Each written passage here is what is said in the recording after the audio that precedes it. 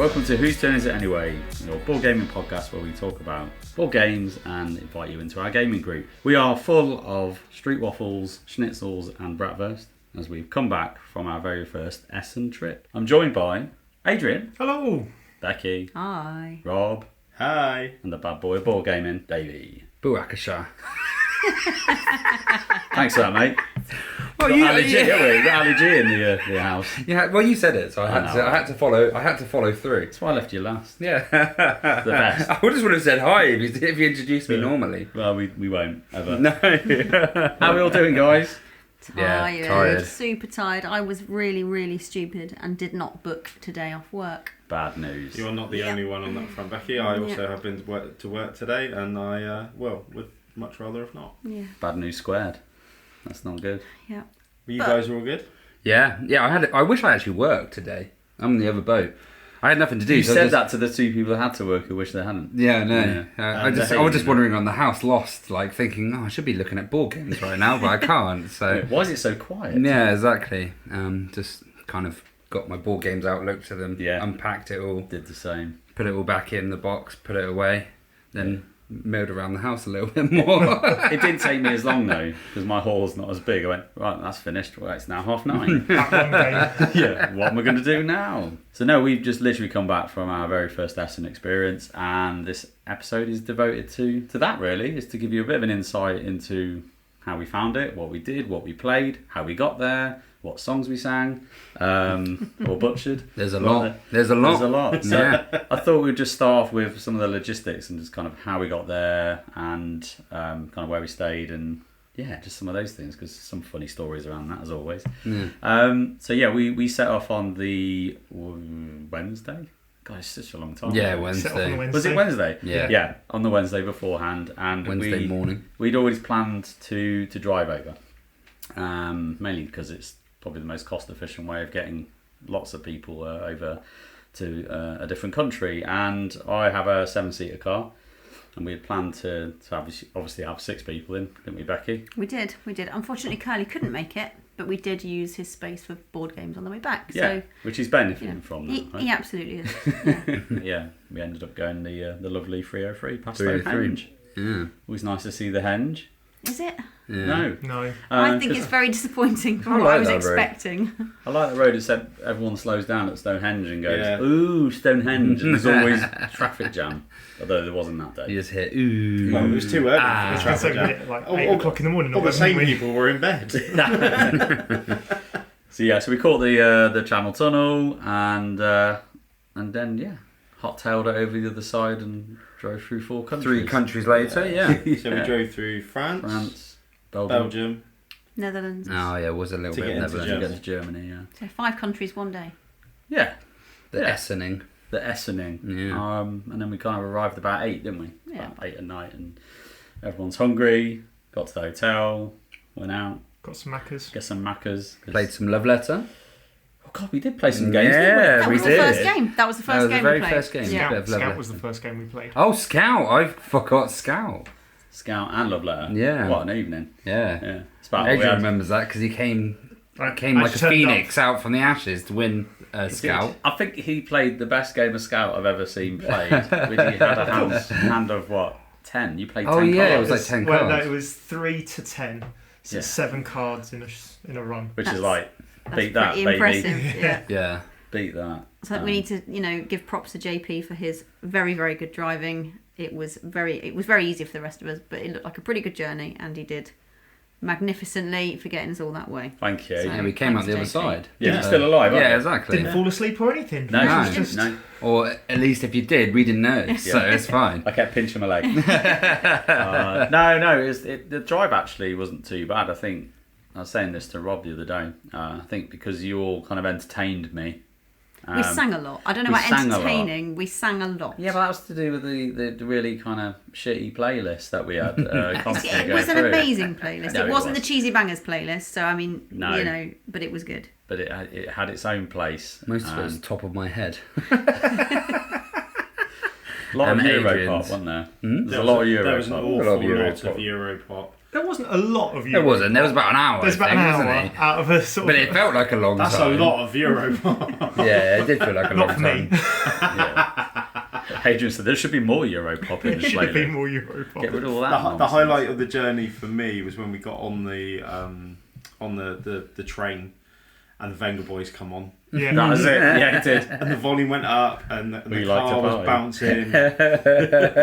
I mean, the people that were unfortunately in the same sort of, carriage with us must have just thought, oh no. Stuck with these idiots. I'm travelling with those people. Where are they off to? But it was Red really Light fun. District, Amsterdam. Yeah, exactly. We were full of excitement, weren't we? We were Yeah. bouncing for the majority of the trip, which was quite cool. Yeah. So if anyone's thinking of driving across, I would strongly recommend get your playlist sorted, get your car snacks sorted. Yeah. You'll have a great time. I messed up on the whole car snack thing. You guys were outstanding. Your game was on point. If I'm good at anything, it's car snacks. I was the weak link in that side of the journey, and for that I humbly apologise. But you guys are outstanding. We got you through, didn't we, mate? You really did. Yeah. So we stayed at the Ibis. I'm not going to pronounce it, but it's near the HBF train station. Yeah. Because I'll literally butcher the name if I attempt to pronounce it. Just do it anyway. I think it's Haufbahnhof. Haufbahnhof. I think, but I mean, Yeah, your German's better than mine, in fairness. So, yeah, we stayed there. It was pretty cool. It was nice. Yeah, it was nice. Hotel. Yeah. Yeah. Base of operations. It was fine. Like, it was literally, 3 minutes walk from the Premier Inn and the train station. Yeah. If that. It was literally just up the road. Plenty of places to eat and chill afterwards, and space for gaming in the evening as well, which was full every night. Yeah. The staff were lovely, weren't they? Actually. Yeah, I everyone thought. was pretty good. Perfect They knew the English. board game was returning up. We went set up in like the little sort of Or the foyer. You foyer go area, thinking there wasn't much else option, and they're like, "No, through into the restaurant." And then you went there, and there's like 40 other geeks playing board games. got ya. We now know what to do. It seemed quite quiet in that little foyer Yeah. bit, and I Yeah. thought, oh, no one's here playing board games.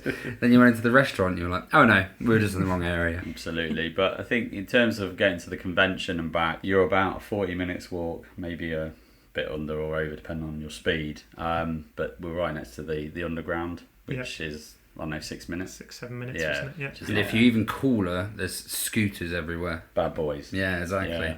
The lime scooters. Oh, they were so good. And I thought you were absolutely insane going on one of them until I joined you the Then next you got day. jealous and wanted to go. I did. didn't There's you? part of me that went, you're like, yeah, what you doing, you idiot? And I want to go on one. And so I did the next day, didn't I? Yeah, That might have been a bit. I think that's I think that's how I'm going to get about Essen next time. It was so Just I think exciting. that's absolutely the right decision. Yeah. 'Cause we got up a little bit late on the second day. Didn't Oh, we got up late, Friday. did we? Well, we left a little bit late. We didn't get up late. We left a little bit late. Still in plenty of time. We got to the train, the tube station. 9:30, about that. Yeah. Yeah, it's just before, but yeah.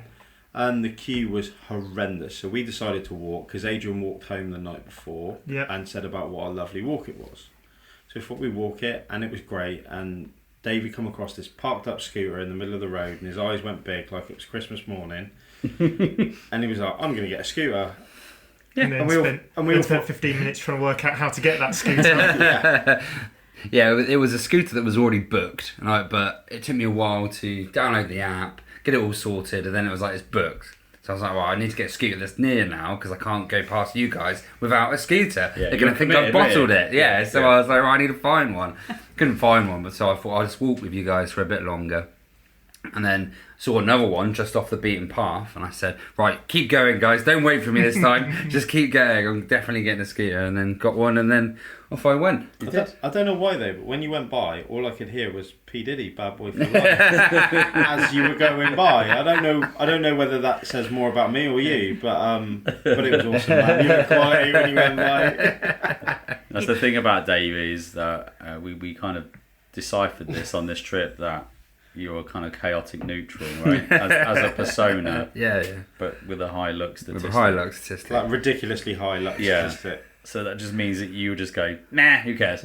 And just try anything and do anything without really having any consequence or I think fear. it's the high luck stat that's made me chaotic, I guess. That's probably why. Because Yeah. if you didn't get away with it, then You don't wouldn't learn, make do those you? choices. But if you get rewarded by not dying and hurting yourself, then why wouldn't you? Yeah.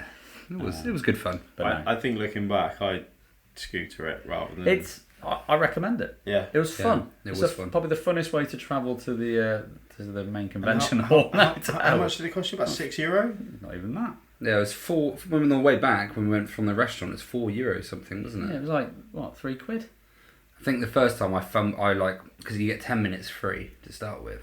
I think at the start, I'd already paid, and then I was fumbling around with it, trying to get it going. I was like, it's not working. Trying to twist it like an accelerator. You didn't do that, did you? Yeah. And then eventually I realised you have to be moving, and then put the thumb stick down, and then it goes. Because at first I thought, I've just bought a bloody scooter. I'm going to be walking along with this. Yeah. But, yeah. Exactly. And I just learned from your mistakes, and you just went, no, it's there. It's there. You've got to be moving. Off you go. It's all good. The tube's really easy to do. I think buying a ticket can be slightly tricky, deciding, am I buying a single? Am I buying a return for one day? Am I buying a single or return for 4 people? Because you could do that, but that... Or 4 journey tickets. Yeah, so it wouldn't... You can get it in English, though, and there's signs everywhere. You just clicked the button on the front that said Essen SPIEL. Mm-hmm. They make it easy for you, so that was quite good. Yeah. We did never get our tickets checked. However, you get a big fine if you are found to be travelling without your ticket being stamped. The little stamps are actually on the train. Yeah, we confused us at the start. It was like, right, we know we have to stamp the tickets, We thought they'd be on the platform. Yeah. Nope, they're not on the platform. They're actually on the trains, which I found a bit odd. In the Czech Republic, they have them on the when you take the tram anywhere. Yeah. You the boxes are all on the trams, but you can't buy a ticket on the tram. You have to buy it at the station when you use it on the tram. It's just where they were placed, kind of thing. It's like if it's busy, they're right on the door as well, which wasn't ideal. Yeah, if it's a busy train, trying to everyone's getting on. If you imagine like the underground in London and then trying to get through a busy tube to try and get something stamped, a bloody nightmare. Yeah, I mean, we didn't find just get it stamped. We didn't find it to be a massive problem, and no one ever checked them. But yeah, it was all good. Yeah, easy, wasn't it? Really, to be honest. Yeah, you get out of the train station, the south or the west, and the building is literally right there. You can't miss it. It is giant. It's huge. It's the biggest building ever. You could probably see it from space. My advice from getting in is the south entrance. Like, we did both, and it could have been a day thing, but getting in from the south entrance was a hell of a lot faster. Less people. I think they just organised it better, so you had to get it your ticket checked. There was about 6 people checking tickets, and you had to get it checked before you even got in the building, which meant that there was a flow, and then the queue for the doors being open was actually in the building instead. Mm-hmm. Whereas the other side, you pretty much all filtered into a bottleneck. So they let you in the building first, and then you filtered into a bottleneck to get your tickets checked. Yeah. And so they didn't even let you in till 10.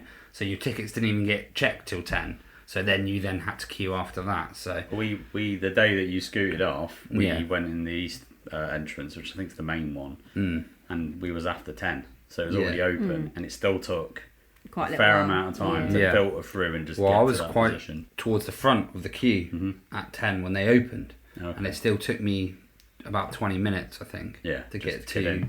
Or 15 minutes to get to the Mind Clash to queue up and get us booked for Perseverance. I mean, Mind Clash was right at the other end from that entrance, though. Like the south entrance was right next to Mind Clash, basically. So that was part of the walk as well. If you were going into Hall 3, you go south. You go south, absolutely. If you're going at the other end, I think it's probably about the same as if you'd gone all the way south and then walked to the other end. So yeah, I think it worked out. It's just the fact that we've pretty much started every day wanting to be in Hall 3 at the start of every day, and that's why it worked out for us. Absolutely. It's quite helpful. They've got the app, or this year at least they had the app, so you could download that, check out the halls that you wanted to be in, so you could kind of maybe give yourself a little mind map of, well, I want to start here, so therefore I'll go to, the south entrance first or whatever. So if you kind of play your cards right and make a plan, if that's your jam, then you can easily do that. It did feel like on a Thursday, the Hall 3 was really busy. But like everyone kind of compacted into that hall to start with, and because it wasn't one of the busier days, it got busier and busier. But it seemed like Hall 3, everyone was trying to see all the new hotness. And I feel like they compacted a lot of it into that one hall. I thought of it slightly differently in the fact that I felt like Hall 3 started busy and stayed busy, whereas all the other halls got busier as the weekend went on. So it felt like all of the numbers that extra that you got spread out amongst all the others, whereas Hall 3 just stayed packed. Yeah. From Thursday all the way, obviously we didn't do Sunday, but Thursday all the way through to Saturday was just absolutely jam-packed in Hall 3 at all times of the day and all that lot, whereas the other halls seemed to sort of ebb and flow a little bit more across different times and different days.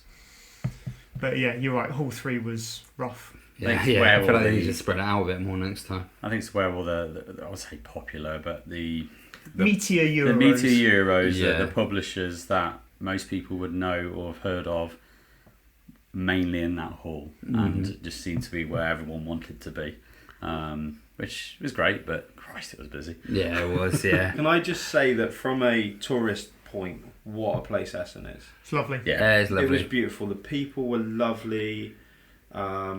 You know, and the place was lovely. Like we felt, I'm a very nervous tourist. I'm a very nervous traveller. Felt completely safe at all times. You know, it was clean. It was friendly. It was everything you'd want it to be for that type of event. Yeah. I walked back at 9-10 o'clock was it? I think it was. Like it was dark outside at least. Walked back on my own through an area I'd never been before, and again, I wouldn't normally do that kind of thing, but it just felt so safe, and you've pretty much had, with the exception of about a 2-minute bit of walk from where we were doing the restaurants and where Essen was to the hotel, was shops and people out like eating outside a lot and all that lot, apart from, and then you get to the train station, apart from about a 2-minute gap in between. So it actually felt quite safe to walk between Essen and that, even sort of late at night. Yeah, what a lovely place. Yeah, I'd happily go back without the convention. It was lovely. It was nice. To the point where I got home, I was like, said to my wife, like, we need to go to Germany. If the rest of Germany is anything like Essen, I'll happily go back. It's great. It was great. Yeah, food was good as well. Food was lovely. Yeah, some nice places. We did. We had we did the traditional let's have a German meal in an Irish pub. 5 schnitzels, please. Yeah. 5 schnitzels all round. They were good. They were bloody lovely. They were. So yeah, shout out to Fitzpatrick's. It was very nice schnitzel. Yeah, and beer. The beer was amazing. Yeah, beer was nice. I mean, you'd expect it to be. I mean, but still, it and was. that beer, the Hop House 14, I have drank that in this country, so it's not a German beer. Just saying. Yeah. But it was very nice. It was lovely. Yeah. The other one's Bitburger, and was nice. The last one I can't remember. The pizza place one as well was nice. But we have to give a shout out to Joel from the Devon Dice podcast and his wife Claire, who joined us on that fateful pizza night evening. And I just remember Joel's face going all red and crying from the spice of the heat. He's like, oh, Jesus! And I think he was the first to tuck in. He was, which made everybody else go, oh, what have we done? I did not have that pizza, although I like spice, so I could have had. I had a really nice, what's it called, Parma ham.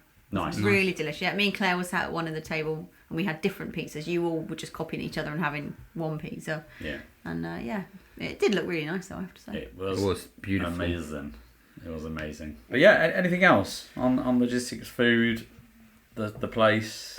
Or should we talk about games? Let's get to what? Should we talk about games? Yeah, let's talk about the games.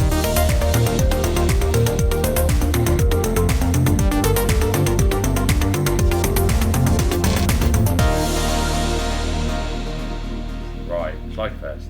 Go on then. You seem so excited. It's just the first one. It's the first game. The doors had opened. It's Thursday. You get 10 metres into the room. Literally 10 metres. We got to the door. We shuffle through like, the sheep that you are, going through lots of people. Lost puppy. He's looking wide-eyed at everything. Really excited. We're about to experience our first day at Essen. And then I spotted the Chip Theory Games booth. Literally 10 metres. Gone. He was gone like a whippet. So I made a beeline for Chip Theory Games. And then instantly saw a person I recognise, which is Andrew Santoro, who runs or is on a lot of the live streams that I watch because I watch them all. Yeah. And I thought I'd go and just basically say really like your streams, all that kind of stuff, doing a bit of fanboying, and just introduce myself. And then I don't know how it happened, but the next thing we know, we were all playing Elder Scrolls. So I was at the front trying to get an eye at the board. Yeah.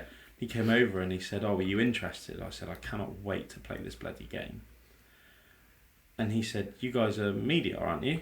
And I said, "Well, we do a podcast." And he went, "Yeah, you're media, aren't you?" And I went, Yes, we are. We're really good at this, aren't we? We're not demoing to the public, so you're media, aren't you? Yes, definitely media.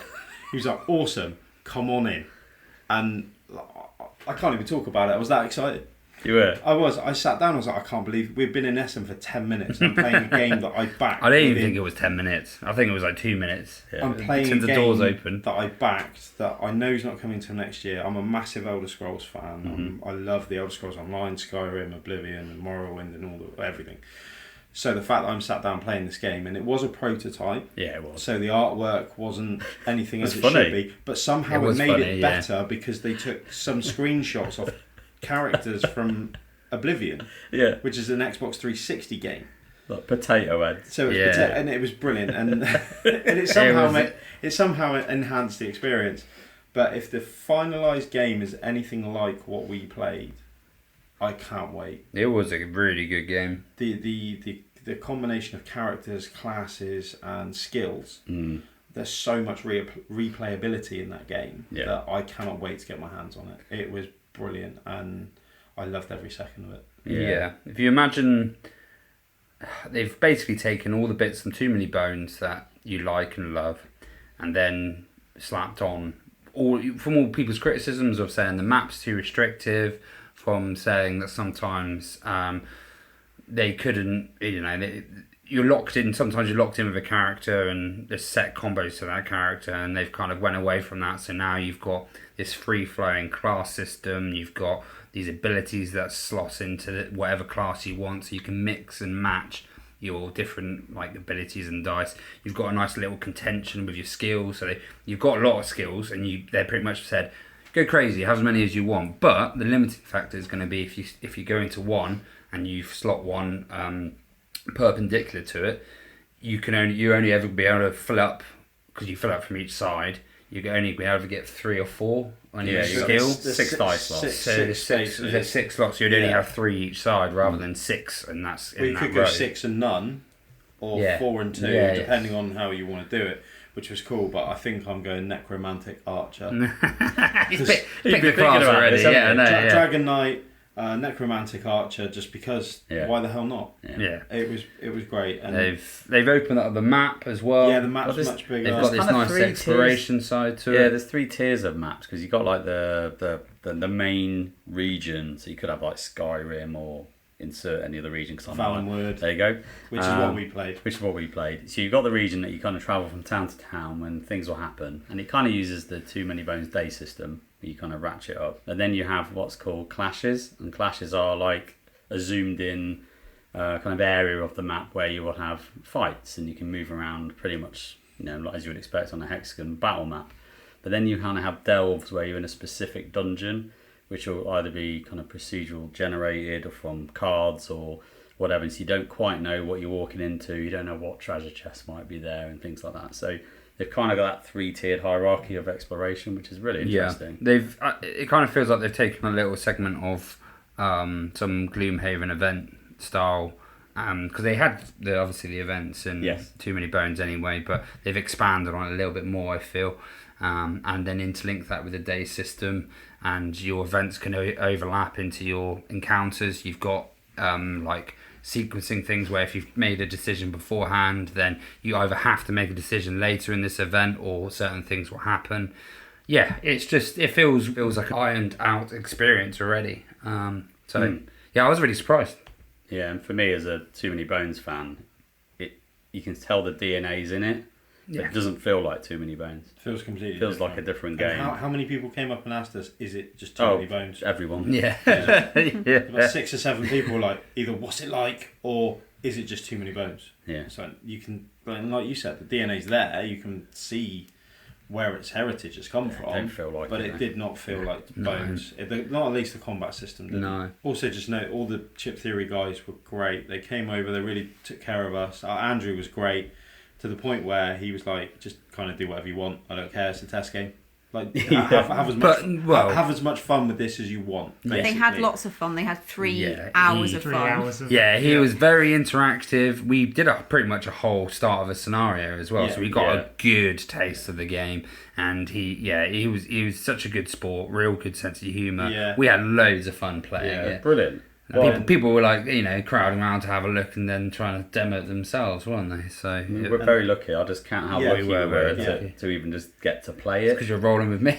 Because I'm rolling with a high luck stat. That's what it is. That's what it is. That's the only thing you need to take to Essen is somebody with a ridiculously high luck stat. I'm like a rabbit's foot to you now, yeah. But Gilly came over as well, didn't he? Josh Welgus, another chip theory person who really genuinely took the time to get our thoughts on the game. And as if you listen to our previous podcast, I'm a moron.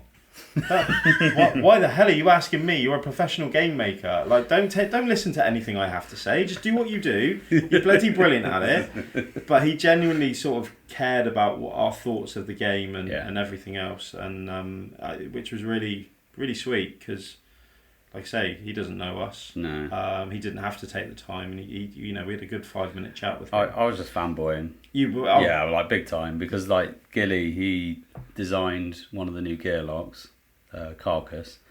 He's got design credits on Cloud Spy. He's got he's the chief marketing officer for the company, but he's obviously been there for like 8-9 years. He's been there when they were small and done a bit of everything because that's what they're like. So it was just great. Just the whole experience was brilliant. That's it. He just came over, took the time, talked to us. Because obviously day one, everything was a bit panicky. I think they had stock delivery problems and all sorts of stuff going on. Like, he didn't have to speak to us at all. No. So the fact that he did, really set the tone. For me, it set the tone for the next sort of 3 or 4 days where everyone was just come and speak to you. Yeah. There we go. Elder Scrolls. It's awesome. Fantastic. Back it. It's bloody brilliant. How about you guys? You got your seat at Elder Scrolls, and I thought, well, they're going to be there for some time. Yeah, as much as I love Too Many Bones, I kind of had my list and was hoping I would crack through this list. And as you'll find out, I barely scratched the surface of it. But one of the top ones was Art Society. Me and Becky had wandered off and came across Art Society, and I was like, this is one Becky's going to like as well. Doing my usual thing of selling games to Becky, basically. He does a good job of it. Enabling her. Yeah. I can't talk, but carry on that. So it's a game by Mighty Board, and I think it's Mitch Wallace, no relation to Martin. But Mitch Wallace has designed it. It's a very, I would say, simple. It's sort of that light midway kind of tile placement. You're trying to decorate your wall with as much nice art as possible. Mm-hmm.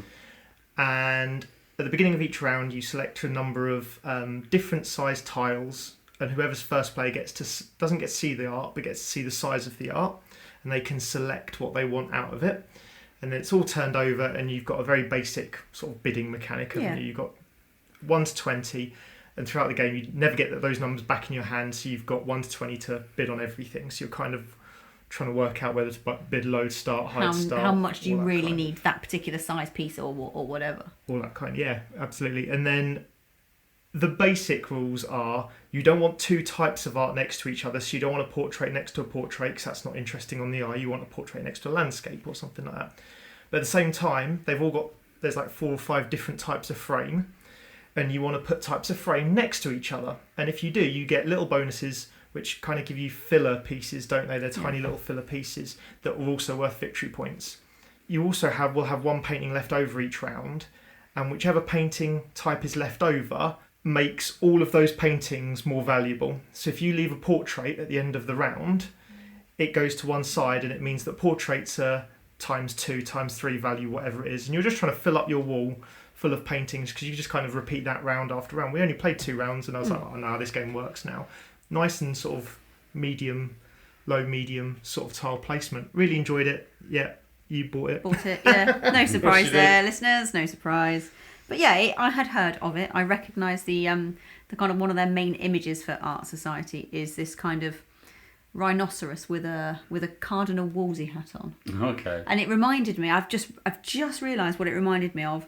In Robin Hood, the animated film. Oh, yeah. The you've got those rhinos with hats on. Mm-hmm. That's what it looks like. Maybe that's where they took the inspiration. I don't know. Yeah, that's a good film. And I did manage to get the promo tiles, obviously, so that's quite nice. I mean, if they're going to offer you the promo tiles, You're going to get them. But they made you work for it. You had to put hashtags in social media posts Oh, and rate them really? on BGG and all that lot. So we're there trying to... How many are there? 4. Right, okay, let's do 4 of these things so Becky can have 4 of the promo tiles. Gotta collect them all. Gotta collect them all. Yep. Games or tiles? All of it. All of it, mate. I think I was very restrained this year. Yeah. I think I was. You're the only one. Because there was no bring and buy that you wanted to go into. There That no was the bring and reason. buy. The only thing that was like even vaguely similar was like a second-hand stall, but it was all in German, and my German is not to a level yet where I prepare to play a game in German. So I was spared that. You were all spared that. I think we all were. The petrol usage of the car was spared. The that. inefficient fuel usage of the weight of the vehicle. Yeah. That might be why we had to fill up 3 times on the way. It might have been the roof box. Well, not roof box, but we'll say it's Becky's game. Yeah, fair enough. So that was my first purchase of the Essen, really. Nice. Yeah, Art Society. Really liked it. Obviously, I bought it. But yeah, that was kind of it. And then we met back up again and had a bit of a look out. We got round to Awaken Realms, didn't we? To look at Nemesis Retaliation. We did. We got there, I think it was about 2:30. It was just after you tried to book into the PAX demo. Yeah. We went sort of straight to that afterwards, and we're like, right, we've all played Nemesis. We all love Nemesis.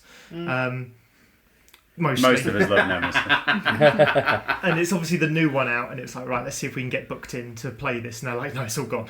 Yeah. And that was like on the first day. But I forget his name now. Marcin, that's it. Gave us a pretty solid talk through of sort of that they were looking to keep a lot of the feel. There was still that, being a selfish bastard, as we call it, part of the game, and there's still the sort of pulling bits out of the bag, but there's just a lot more aliens, and you should feel a lot more prepared. But there's still like you might need to go off and do something on your own, or do something that hinders someone else. And it had great board presence. It's kind of a modular board, isn't it, rather than the static board. Yeah. It's a build it as you go, because you are sort of, right, we're going to go into the nest now and clear it out now that we know what we're facing. Reminded me of Space Hulk, is that kind of board where you like lots of corridors, kind of like slightly claustrophobic, but it was quite modular by the look of it as well. So these corridors could be built out in different ways, and the rooms kind of also went from the corner in as well, didn't they? Yeah. So it looks great. It certainly kept my attention. It was one that I'd already had on the radar for when it sort of gets game founded. Next month, so it was already there, but this, having to talk through it and sort of, because it is when they announced it, so it's Marines going to a nest sort of thing, it's like, well, how are they going to do that? But watching people play it a little bit and having a bit of a talk through sort of kept that alive for me, that actually this should hopefully still feel a bit like Nemesis, but with a twist. it reminded me more of Starship Troopers, where they're going through all of the hives and the nests rather than Alien, because you've got a lot. There's going to be a lot of like aliens coming down, and it's that claustrophobic feel. But you've got to fight them off. You're going to be given more ammo, but it's still going to be horror, is what they said. So Yeah. It's AVP, isn't it? It's the Alien vs Predator, that first move, that terrible first movie of AVP, where they're going into that. we've enjoyed it. We all enjoyed that movie. Which is why I said Starship Troopers, because I think it's a better film. But It's a better cult classic, that one, isn't it? I haven't seen Alien vs. Can I just say as well, how cool is that the designer in the game is willing to talk through? Well, that's not the designer. That's the owner of Awaken Realms. But still, But kind of a big deal. Yeah. And like willing to chat, because he gave you a thorough. Yeah, it was a good sort of 10, 15 Yeah. minutes, wasn't it? It was a good solid amount of time he talked through with us. A lot of the stands had that. A lot of them, you could go and meet designers and publishers or... What a cool thing. Anything like that, yeah, absolutely. Yeah, they're all accessible, in fairness. Yeah. They're very good in the industry like that. That's probably the biggest difference between Essen and the UKGE, I think. Like in the UKGE, there is lots of people, but maybe if they're going to pick one big event to go to, It'll be Essen. It'll be Essen, yeah, absolutely. I felt really terrible because I accidentally jumped a massive queue. And I really dislike it when people queue. I find it really offensive. I didn't even know you did this. Oh, yeah. Oh, So, yeah. She was nearly crying for about 2 I felt hours. terrible about it. I felt really terrible. So wandering around when you guys were playing your chip theory game forever. No, I don't mean that. When you were wandering around. They were. We were. But me and Adrian were having a nice time wandering around. And I didn't even know it was out, because this is how much I hadn't researched it, Wingspan had got this amazing fan art sort of card pack, which basically replaces the kind of very first base game cards. And it's just all artwork made by fans of the game to replace each original, artist card drawn thing. And they're really cool. And I was like, oh, wow, this is amazing. So I opened it up and had a little look. Oh, I definitely want that. And there's no prices on anything. So I kind of wandered over to the main hub bit of the cash point thing. And I said, oh, how much is this? And she said, I think it was €36. Might have been 32. 30 something anyway. And I said, oh, can I take this then, please? And she said, oh, you have to go there. And she pointed to a specific part of the floor right next to the till. So I, being a good girl, I stood there where she had pointed, which was right next to the person already paying for the thing. So I stood there, duly, just happily standing there, finished paying, the other person paid. He then looked at me. He didn't look at me in astonishment as if to say, you queue jumping cow. He just looked at me. I handed him the game. And you paid for and it. I paid my 32 or €6 and then wandered off. And then wandered past loads of people. And I was like, what are they queuing for? And I realised they were queuing for the queue I had just utterly jumped. So if anyone saw me queuing for that, I can only apologise. I absolutely, totally did it innocently, had no idea. You were Becky in the podcast. Yeah, Becky was shouting, oh yeah, do you not know who I am? I felt so bad. Honestly, I was thinking about it for the rest of the day thinking, that's so awful. How many people saw, what the hell does she think she's doing? Just waltzing on in. Going to the front. Oh, how awful. And that was me. And I hate it when people do that. And let me tell you how this looked like from an outsider's perspective. She sort of handed it over and went, hi, how much is this? And you heard them say, and she went, okay, and then just turned. Because she'd kind of pushed into the queue almost to ask how much it was. But I was expecting her to come back out again and walk around. And instead all she did was turn in the same direction as the rest of the queue. I went to where the lady, was it lady or was it man? I think it was a lady, where she pointed. So I stood right there. She didn't say, you have to queue. She just pointed to a place. I stood there and paid for the thing and just waltzed off, happy as Larry. I felt brilliant. terrible. So I've got a queue jumping story as well, which I don't think I didn't actually tell anyone because I completely forgot because so much happened in between it. But Mind Clash had run out of the metal tokens for Voidfall. And they suddenly got this stealth delivery because they said it wasn't going to be till the 16th they got them back, so we thought we were going to have to order them. But suddenly we sat down to play Perseverance 3 on the Saturday. Spoiler alert. It's alright. Suddenly we sat down to play Perseverance 3 on the Saturday, and the person doing the demo told us, oh, they've got them back in because someone else said something about it. So I quickly jumped up. He bolted like a shot from a gun. Fastest I've seen him. Ran to the till. Apart from the scooter. I've seen Ran to the till because there was no one at that bit of the till I ran to, and then went to get served. And I didn't see this queue either, which was going off down the other side. And she went, no, there's a queue. So I was like, oh, I'm really sorry, where's the queue? And then it was basically to the side. So I went into the queue. Then when I went into that queue, there was a big group of them that were all together. So then they all got served together. So it was about 20 seconds later, I had to walk back to her. And then I was just like, I did queue. That group of people are all together. I did go into the queue. But really? Yeah, I know. She served me and I thought, oh, this is awful. But you got your tokens, right? But we got my and tokens. Aren't they shiny? Yes, they are very shiny. They're very good. So how did you make yourself feel better, Becky, about this queue jumping incident? Well, I've bought more games, obviously. I think what else... By jumping more queues. Yeah. You got a thrill from it. So while you guys were getting the sort of demo, me and you went into Hall 5, sort of a little wander around, where a lot of the younger games were placed. I think that's fair to say.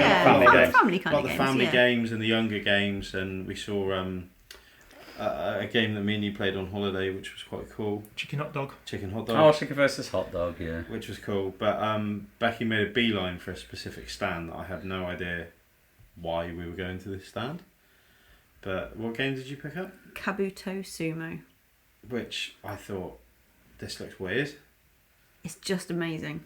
And it's just great, isn't it? So Joel from Devon Dice played this, I think it was in the Fox and Hound event. What was it called? Well, the Devon Game Weekend. Yeah. And all it is, very simple premise. It's like a little stand that looks like a trunk of a tree. You put wooden tokens on it, and you put your wooden beetles on it in colours. You've got, you might be pink, you might be a purple bug, that's fine. The little sumo pants. The little sumo pants on the bugs, yeah, which is really cool. And they are really beautiful wooden pieces, I have to say. Just really spectacularly made. It looks really, really beautiful. Funny that, I don't normally look at the looks of games, do I? Anyway, you've got this like little stand that you put your piece that you're going to push on. It's a bit like those 2p machines that you have at the fair or whatever. So you're allowed to poke your piece onto the board, and any pieces that fall off are then your pieces for the next. You collect them. And the idea is to push off the other person's bug before they can push yours off. And very simple. And when I was telling Rob about it, he didn't seem that interested. I was like, this sounds ridiculous. And I bought the base game, which actually, the reason I've been put off buying it was it is quite expensive for just like a small box game. It's a lot of wooden pieces. Yeah, this is it. That's how I justified it in the end to myself. It's a small box game, and it's like €39, which, all right, it's not 139 euros. But if you think about each wooden piece in there, how much that's worth. This is it. Really, it was free. Again, it's like you're living in Scale my mind. math. That's how I justified it to myself. How many plays am I going to get for that? And each piece is worth top and take me in it after that. Yeah, so exactly. It's fine. Because we played it that night. Yeah. And it was bloody brilliant. It was so much fun. so, Rob, what happened? I bought it on the last day. Yeah, see? So they are all there mocking me for buying stuff. But all I turned around is... So, you were paying for the game. I turned around and was looking at other things. Just... waiting for Becky to pay. Making sure we didn't go into Hall 5. Yeah, and making sure she didn't queue jump, which she didn't. She queued up properly for this. She queued up properly. And she just come bouncing over, and I was like, "You right?" She went, "Yeah, I got the expansion." Okay, well, there was 2 expansions and 2 special cards that I could have bought, and I only bought 1 expansion. I think that shows restraint. I think there you go. I couldn't have done that. Well, You would have had both expansions. All of it. Yeah. All or nothing, right? Because it goes down a wrestling route, so you get bugs named after wrestlers. It does start going down the wrestling route, yeah. And the other expansion is little wooden chairs and little wooden tables. Oh, really? So you could... and like little wooden amazing like wrestling paraphernalia, which is amazing, but it was quite expensive. But you don't really need it. I'm buying this game to play with my children. Yeah. They're not going to get why a steel chair is a thing with a bug. Throwing some thumbtacks down. Yeah. So I passed on that, and I got the same expansion with additional bugs. Yeah. Sounds ridiculous. Loved it. And my other big thing for the day was seeing the folded space stuff again. We all know how much I love the folded space stuff. Yeah. I almost, on the night that we got home, as knackered as I was, as knowing as much as how I should get to bed right now, I almost opened the Earth folded space packet, but I managed to stop myself. I've got that joy. Because you would to have had look the forward. glue out. I would have done the whole thing. I wouldn't have been able to 90 leave minutes, it. I wouldn't 2 have hours been able to leave later, it. Yeah. you would be doing it, wouldn't Yeah. You used your power as well at that stand, didn't you? Well, you? You did, yeah. Yeah. You did well. no, I did. Yeah. So came out Didn't jump the queue though. No, so I did not jump the queue. I didn't do it anymore. I felt terrible. Yeah, so I got the Earth insert and Lost Ruins of Arnak. Talking about Lost Ruins of Arnak, those guys are so nice. Yeah, we met up with them, didn't we? Yeah, Min and Elwyn. Yeah. Really, really lovely. And I got Really humble. just so sweet, just lovely. Seemed quite surprised when you said how much you loved their game. Yeah, it was really. It was a really genuine nice. reaction, wasn't it? Well, they're like, really? No, not No. really, but just really appreciative. Yeah. And the game's been as far as I'm aware, it's been a massive success. Yeah. It has. Yeah. Massive. I love that game. I think it's fantastic. Yeah, it's a really good game. And you guys obviously went over and said hi and kind of chatted to them, and they just genuinely seem really pleased, really happy that people are saying how, How much they like their game. how much they like their game, when obviously the sales figures show how much the game is loved. Yeah. True. But obviously for them it was They stayed humble. Yeah, it was just really nice couple. Yeah, and I got the promo card for that as Of well. course you did. Nailed it. But yeah, it was unfortunate because we've already got that on order. It's like about to turn up whenever that happens. What, the expansion? Yeah. So I couldn't buy it there, although that didn't stop me with the Ark Nova expansion. No. But that was because I wanted to bring Kerley something back. And I was like, do you want the Ark Nova expansion now? And we know, Dan, I can't say we know him, everyone knows Dan. So he's going to have the pre-ordered one. And we bought the one. You won't go to waste. No, absolutely not. Well, both of them have got events up for Art Nova with the expansion. Yeah, I saw absolutely. that. Kerley was he was very pleased to see me come home. All the rest of it, I gave him the Ark Nova expansion. And he sat on the chair, he was unpacking it all, reading all the cards. That's what I did in the car as well. Yeah, you did in the car. Yeah. They're very interesting cards and very interesting it's going to change the game up. I think. It's gonna it is some actually. Really interesting. It made me excited to play Ark Nova again. Huh. Yeah, So, that'd be good. yeah. Yeah, Okay. so that was. I think the last thing we had on Thursday was Anunnaki. Yes. So we'd kind of wandered around a little bit, and I think everyone's feet were just knackered basically, and we were like, right, we've got to find a demo table to go and sit at. It doesn't matter what it is. It doesn't matter what it is. Let's just go and sit at a demo table. And you wanted Rats of Wistar, but those tables were rammed. full, and that was like every game I wanted to go to. Like all the tables were just full. Yeah. Just so happened there's like this one table left of Anunnaki. JP had already played it, but it was like, I just need a bit of a refresh. Which is good because the teach was not the best. It was awful. In all honesty, but me and Rob were falling asleep. I kept getting told off by him, even though I was trying to pay attention. I would ask Davey a question. David would respond, And you get told and off. then get very sternly told off. He did not like me. He didn't like anyone. I think it was just. I get it. I didn't think it. I think it was. There was a bit of a language barrier. Which is fair enough. I think he was just being quite blunt and just. I think he was asking, "Have you finished doing the teachy bit?" But he was just, yeah, but he was just very blunt with it. And you done? Yeah, but yeah. We played it. As I say, you'd already played it before, JP. We kind of picked it up from the teach, and then a little bit of you filled in between. Some gaps. Yeah. Well, I played it on Gaming Rules last year, like probably a year and a half ago now. So I'm like, I kind of remember it. Yeah. And what I remember is the player boards with the kind of pentagram and the circles. I remember all of that and how that works. And this, to me, was the best part of the game, actually, just kind of sequencing those actions and unlocking your gods and powers and stuff. And then playing it, I was like, oh, yeah, I really like this. I really enjoyed this. I wish we could have played through the whole thing, because I felt like with my faction, I was building up to this nice big one thing. Yeah. It's about 3 turns away, and then obviously we couldn't finish it because of the demo. We were hungry, we had to go. It's one of those. I don't think I've ever been so happy to sit down as what I was when we sat down at that game. Now, you were so angry at the start as well, weren't you? I was tired. Like I was literally. I used to work nights, and you always used to get to about 4 o'clock in the morning, and your eyes heavy, and you're just trying to stay awake. That's what that was like at that exact moment. Yeah. Where, you know, obviously he's teaching us how to play this game. Now, I'm not a heavy board game player, and there's 3 boards on this. There's lots of figurines. It's not too bad once you get into the nitty-gritty. I'll tell you what, I absolutely loved it. I thought it was fantastic. The premise was cool, you know, and the minis, the art of the structures was great. Once we kind of got into it, I mean, it's not a game I'm ever you know, going to be very good at, but I love playing it. I thought it was great, and like you said, it was just starting to get going, and then we had to leave because we had dinner reservations and everything else. Yeah. But it surprised me how much I enjoyed it, to the point where I was thinking about that game quite a lot, like what I would have done differently. I'd love to play that game again. I'm a really fussy 4X person. I don't generally get on with most, but some of them I really love. And that one was one of the few ones where I thought, actually, I need to play this 2 or 3 more times to see what this does and really sort of understand if I. As soon as you figured out your factions sort of, you know, specific ability. Christ, he nearly stood up at one point. Yeah. He got very excited. He started cheering. It was start cheering. He took his top off. He did a victory lap around the table. Because some of the powers sounded really powerful, and some of it meh. And I thought, oh, mine's a bit meh. And the unlockable one for unlocking your big god as well. All of you were reading it out, and I was like, they sound really good. And then I realised quite how powerful the Egyptians were at unlocking their gods, like their mini gods, because you can move these little cubes around to unlock them quicker. And then I was like, oh, we just need to.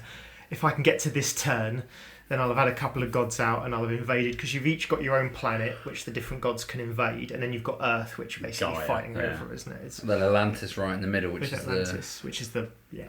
kind of the hub of it all. I mean, the theme, if anyone's thinking, what the hell is this game? The theme is that your alien races, which are all themed after our mythological gods of mythology. Yeah, mythology. You got Egyptians, and who are you? The Ishtars. I was the Mesopotamians. Yeah.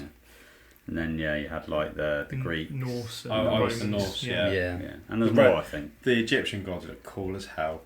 Yeah. The fact that you could build pyramids was just, it looked cool. You got little ships you could move around the board. Yeah, great. It's nothing like a pyramid, is it? I did like your ability. The ability was fantastic. Yeah. But yeah, it's a game that I looked at it and was like, yeah, this isn't for me. And as soon as we got like 2 or 3 rounds in and kind of realised what was going on, it was brilliant. Yeah.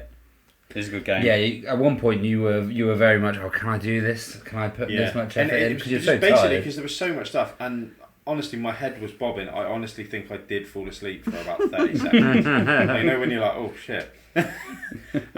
So that was that. But once we started playing it, got into it, and because for about 3 rounds you were going, I'm going to do something really cool in a minute, Adrian. And you were just like, can we just play it until I can do this really cool thing, and then we can go and it was about in time with because because after we had that initial teach, it's a Cranio Creations board game.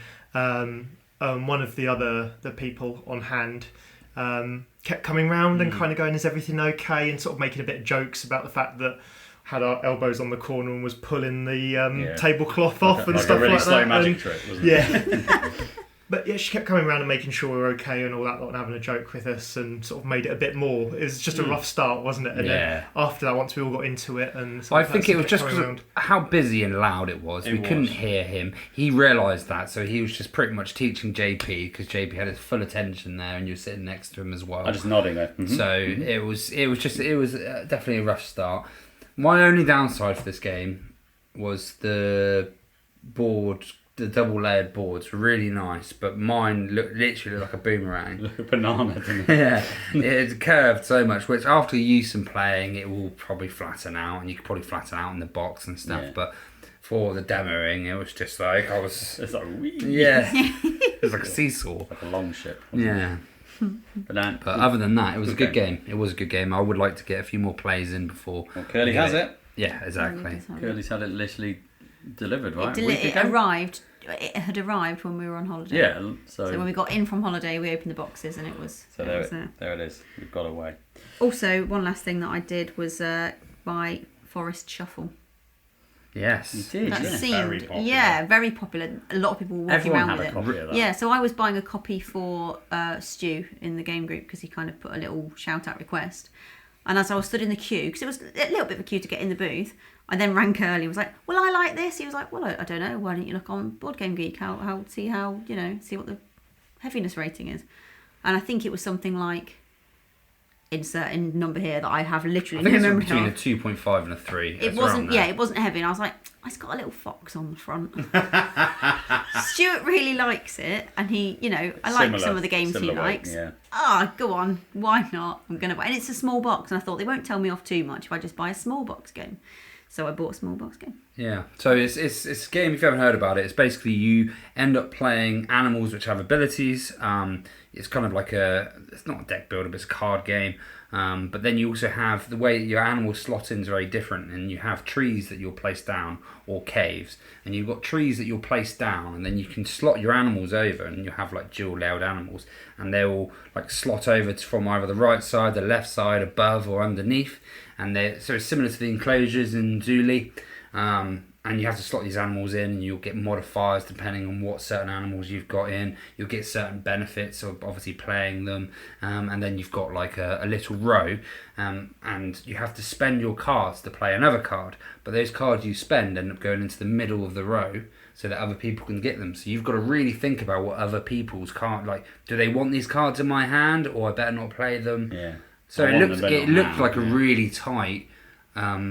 Lightish card game, so I can see why the fuss was there. I didn't actually play it, I just read the rules. You read the rules? You read the rules at a train station? Yeah, you read the rules at a train station, which is what got us talking to the really nice... The people, the guys from Alaska. Texas and Glenn and crew, Yeah, so they were really nice to chat to. Which we never got to play with in the end, so if you're listening to this, we are sorry, but we just ended up being so busy, it was hard to fit it all in, but...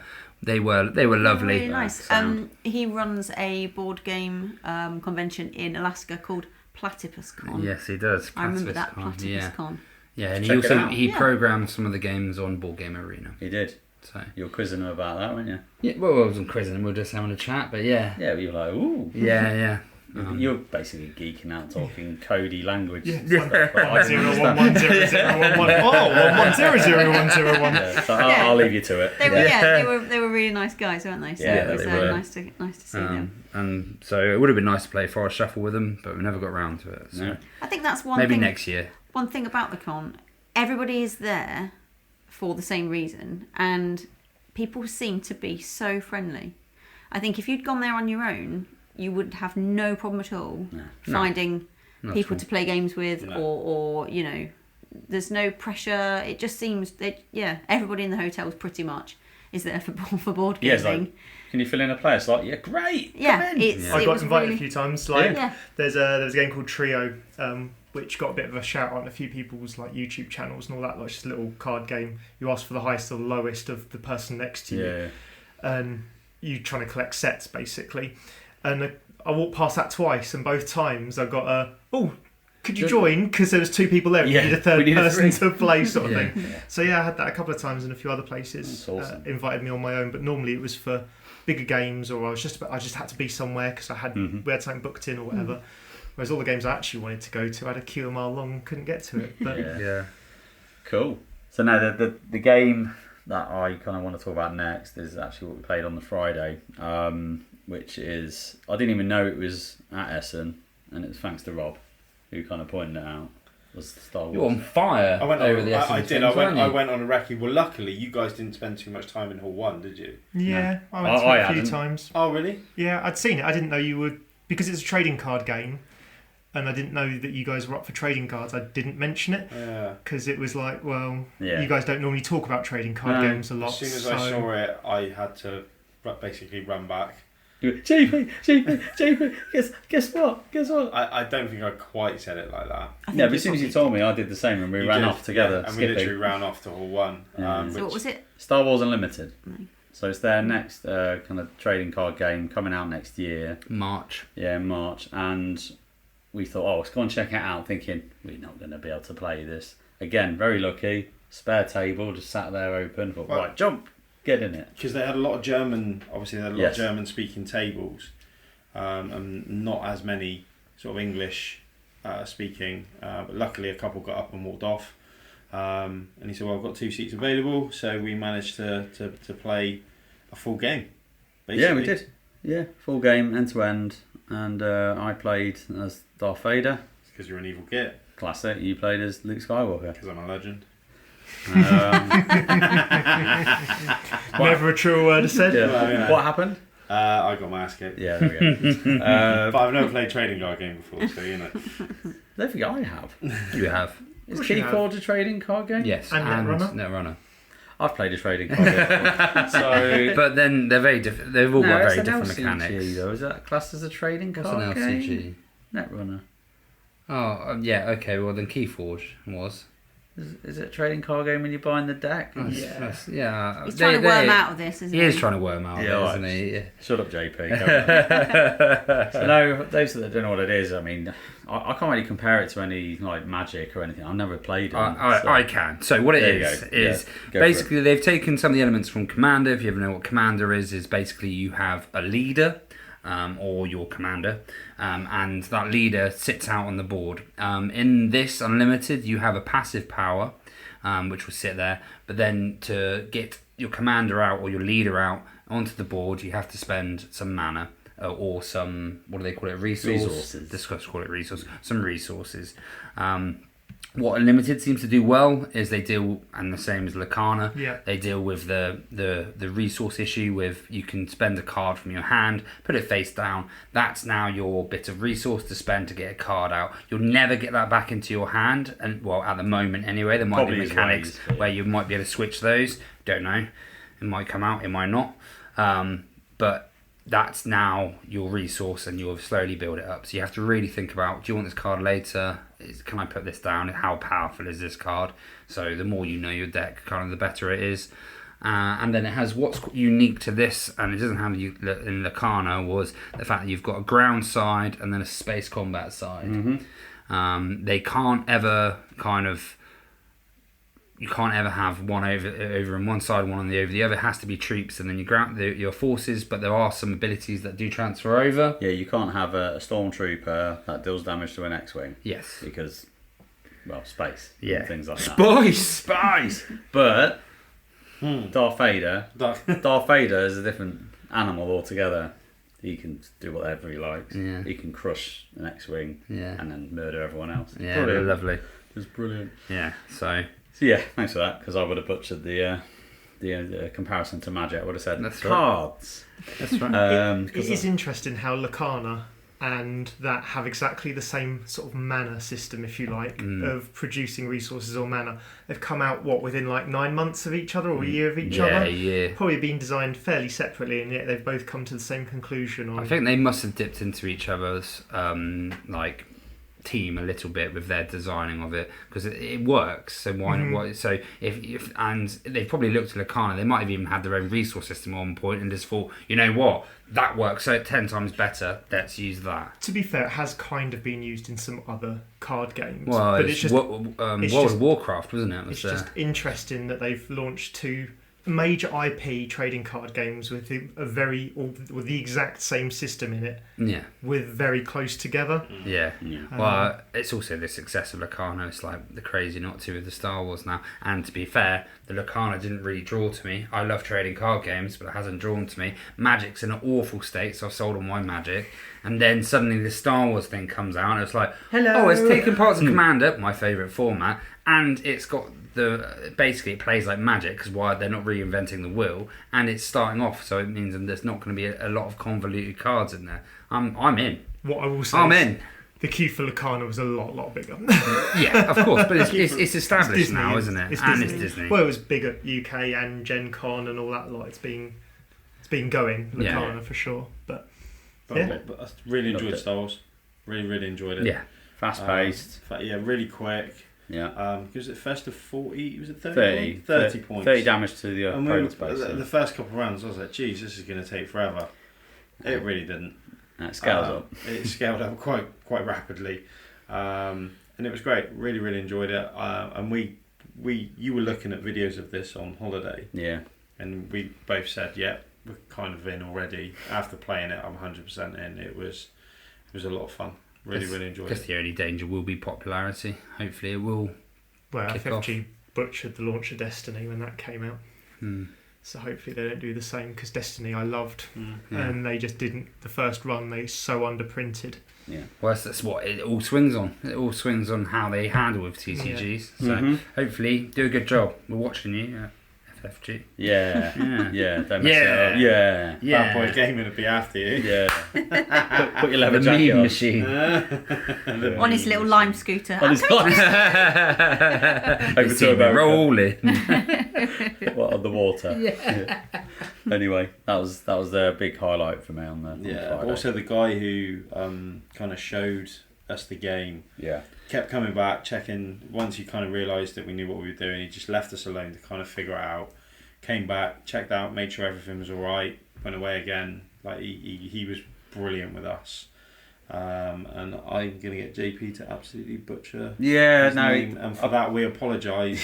Yeah, I've written I don't know if it's his name or if it's his Instagram handle, but it's Domakosh. And check out his socials. I'll tag it into the show notes. Lovely chap. Yeah, really nice. Really took the time with us, like everyone, and genuinely interested. Asked about the pod and kind of what we did and what he did. It's great. I think while you were playing that, me and Adrian went to play. Was it Garden Guest that we played at that time? By Van Ryder. Beautiful looking game. Yeah. Very beautiful. Quaint was the word that I came up with as I was playing. Actually, you're right. Kind of, because it's all sort of pastel colours and all hand painted. Like it's like a little garden scene with all flowers painted, and they all look like little hand painted flowers, sort of thing, don't they? Yeah. It was nice. It was like it reminded me of that game. Was it Chinese checkers that you play when you're a kid when you're trying to get from one side to the other? Yeah. Basically, it's that, but a little bit more than that. Yeah. I did like it. I didn't buy it, so that was impressive. It didn't quite reach the buy me now. What I was thinking is, so we played it with there was a third person that just jumped in, which was really nice, and he was chatty and lovely. I think it would play well at 2 players because then the contention is even. Mm-hmm. But because you're sort of sitting around a 6-sided board, that third person is going to be sitting nearer to one person's, because I think you automatically start from, trying to get from one side of the board to the other. You're automatically going to start at the side nearest to you because that's just where you're looking at. So the person that is next to you on that kind of next side, you're both clashing for that bit, and that's what happens. I think he was sat next to Adrian, so he was on your sort of side. You both had more skirmishes straight away, I think, because you both went together. I just didn't want him controlling the centre of the board. Yeah. So the general idea is, as you said, you've got sides opposite each other on a hex. So the 2 white sides are opposite each other, 2 yellow sides are opposite each other, and 2 black sides are opposite each other. And you have these little cards that have a 1, 2, 3 and a 4 on them. You turn them over to draw that many cards. So the 2 on the 3 is on the back. So if you draw 3 one turn, you turn it over and then it's got the 2 on it, and you can draw 2, and the other's got 1 and 4. So it all adds up to 5. So that was a bit odd, but you're drawing these cards, and these cards are the colours of the flowers that you want. And you can put down a little tower of however many of these, like beetle, like the bigger chips, if you like, and that becomes your tower. And you can, once you've got 2 towers, you can link them both by showing a number of flowers. That's the number of spaces. So if you've got 2 roses and a lily, it wasn't not a lily. What were they like? Like a dandelion kind of thing. Yeah. So you need to have 2 cards of one and one of the other, and then you can link them over, and they become your towers. Until you've linked them, they're not your towers. Right. They're just your colour. And you can, by spending more of the type of card that this tower is, you can take it for yourself. The tower. And I sort of started doing a couple of bits, and then this guy who joined us, apologies I didn't get your name, he built quite near the centre, and my thought was, well, I can't let him take this centre spot because it cuts down my options too much. So we immediately went into a bit of a battle, and I just happened to win. So he really quickly got cut off from going one way to the other. And it says in there quite clearly that there is player elimination. It plays 2 to 6 because it's 2 or 3 teams with either just one person on a team or 2 people on a team. And 2-player, I think you're right. I think it works really nice. It's a lovely little abstract puzzle of trying to get from one side to the other, deciding what you want to block, deciding what you want to take for your own, trying to build up hand sort of sizes and when to do it and all of that kind of stuff. But the 3rd player, whoever it is, will get eliminated first. And it's not the longest game, so player elimination isn't too bad, but I'm always against player elimination, apart from a few games. You could be out very quickly with absolutely almost 0 chance of being able to get back in. How long is the game? Hour? If that? 45 minutes? Yeah, about 45 I'd say, which is a long time to realise you're on the absolute losing foot. 15 minutes from the end they were out, and I won because it didn't allow you any. We'd filled up the board so much that there was no way of Becky getting around me, rather than because I got to the other side. Yeah. Which was a bit odd as well, I thought. Yeah, but I think it was a nice.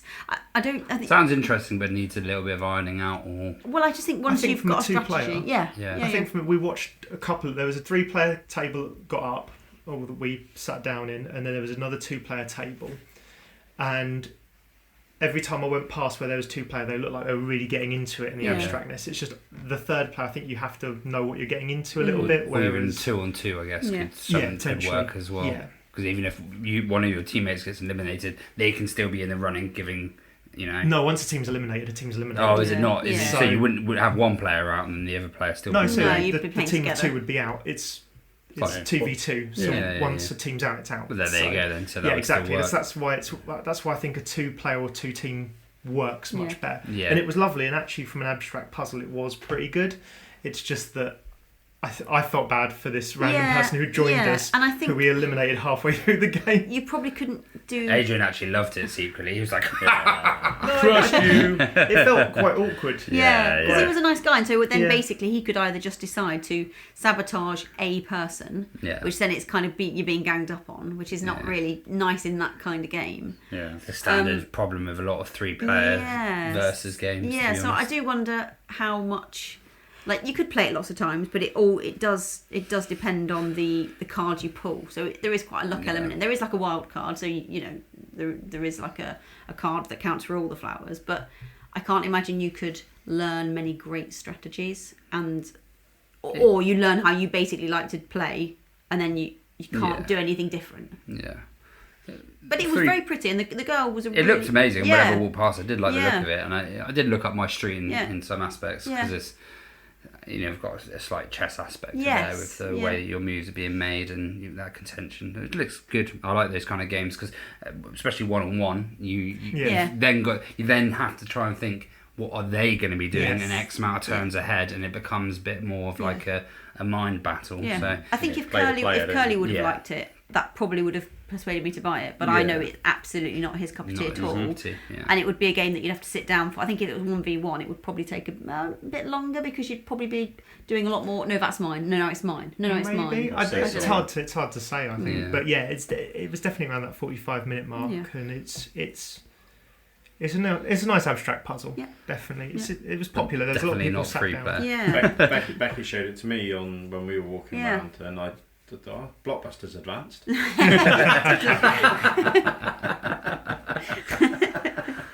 So there's a game on my radar that I really like the look of, which was Pax Illuminatem. So it's not like your other PAX games, in that you're actually, this one's set and you're playing as parts of Illuminati, and your goal is to become the top archipelago, and you have these cards. You have 5 cards each. Down on the board, you've got a diamond shape of cards. It kind of goes 1, 2, 3, and then 4, 5, 4, 3 again, and then you've got you play at either end of the 3 and 4. Corner, isn't it? Yeah, on the corner. What you have to do is you've got these actions that you can do. You can scout, which usually is drawing the card that's next to one of your cards, look at it, and you can put one of the cards then from your hand after you've drawn it back down. You can influence, which is you pay the resource on the card and you put one of your little influence markers on there. So now you've started to build up a kind of like a guild or a collection of cards that are down. And then you can extort on one of your influence cards. You get the resources that's on the card. And then you can also attack, which is spending influence to try and get other people's influence off cards, oust them. And then there was another one where you could move your influence around, so you'd pay what's on the card that you've got the influence on, and you can move it to another card which maybe you don't have the right resources, etc. Then what was really interesting on these cards is down at the bottom they had abilities, and what you could do is you could do a little sneaky what was the word they used for it? Scheme.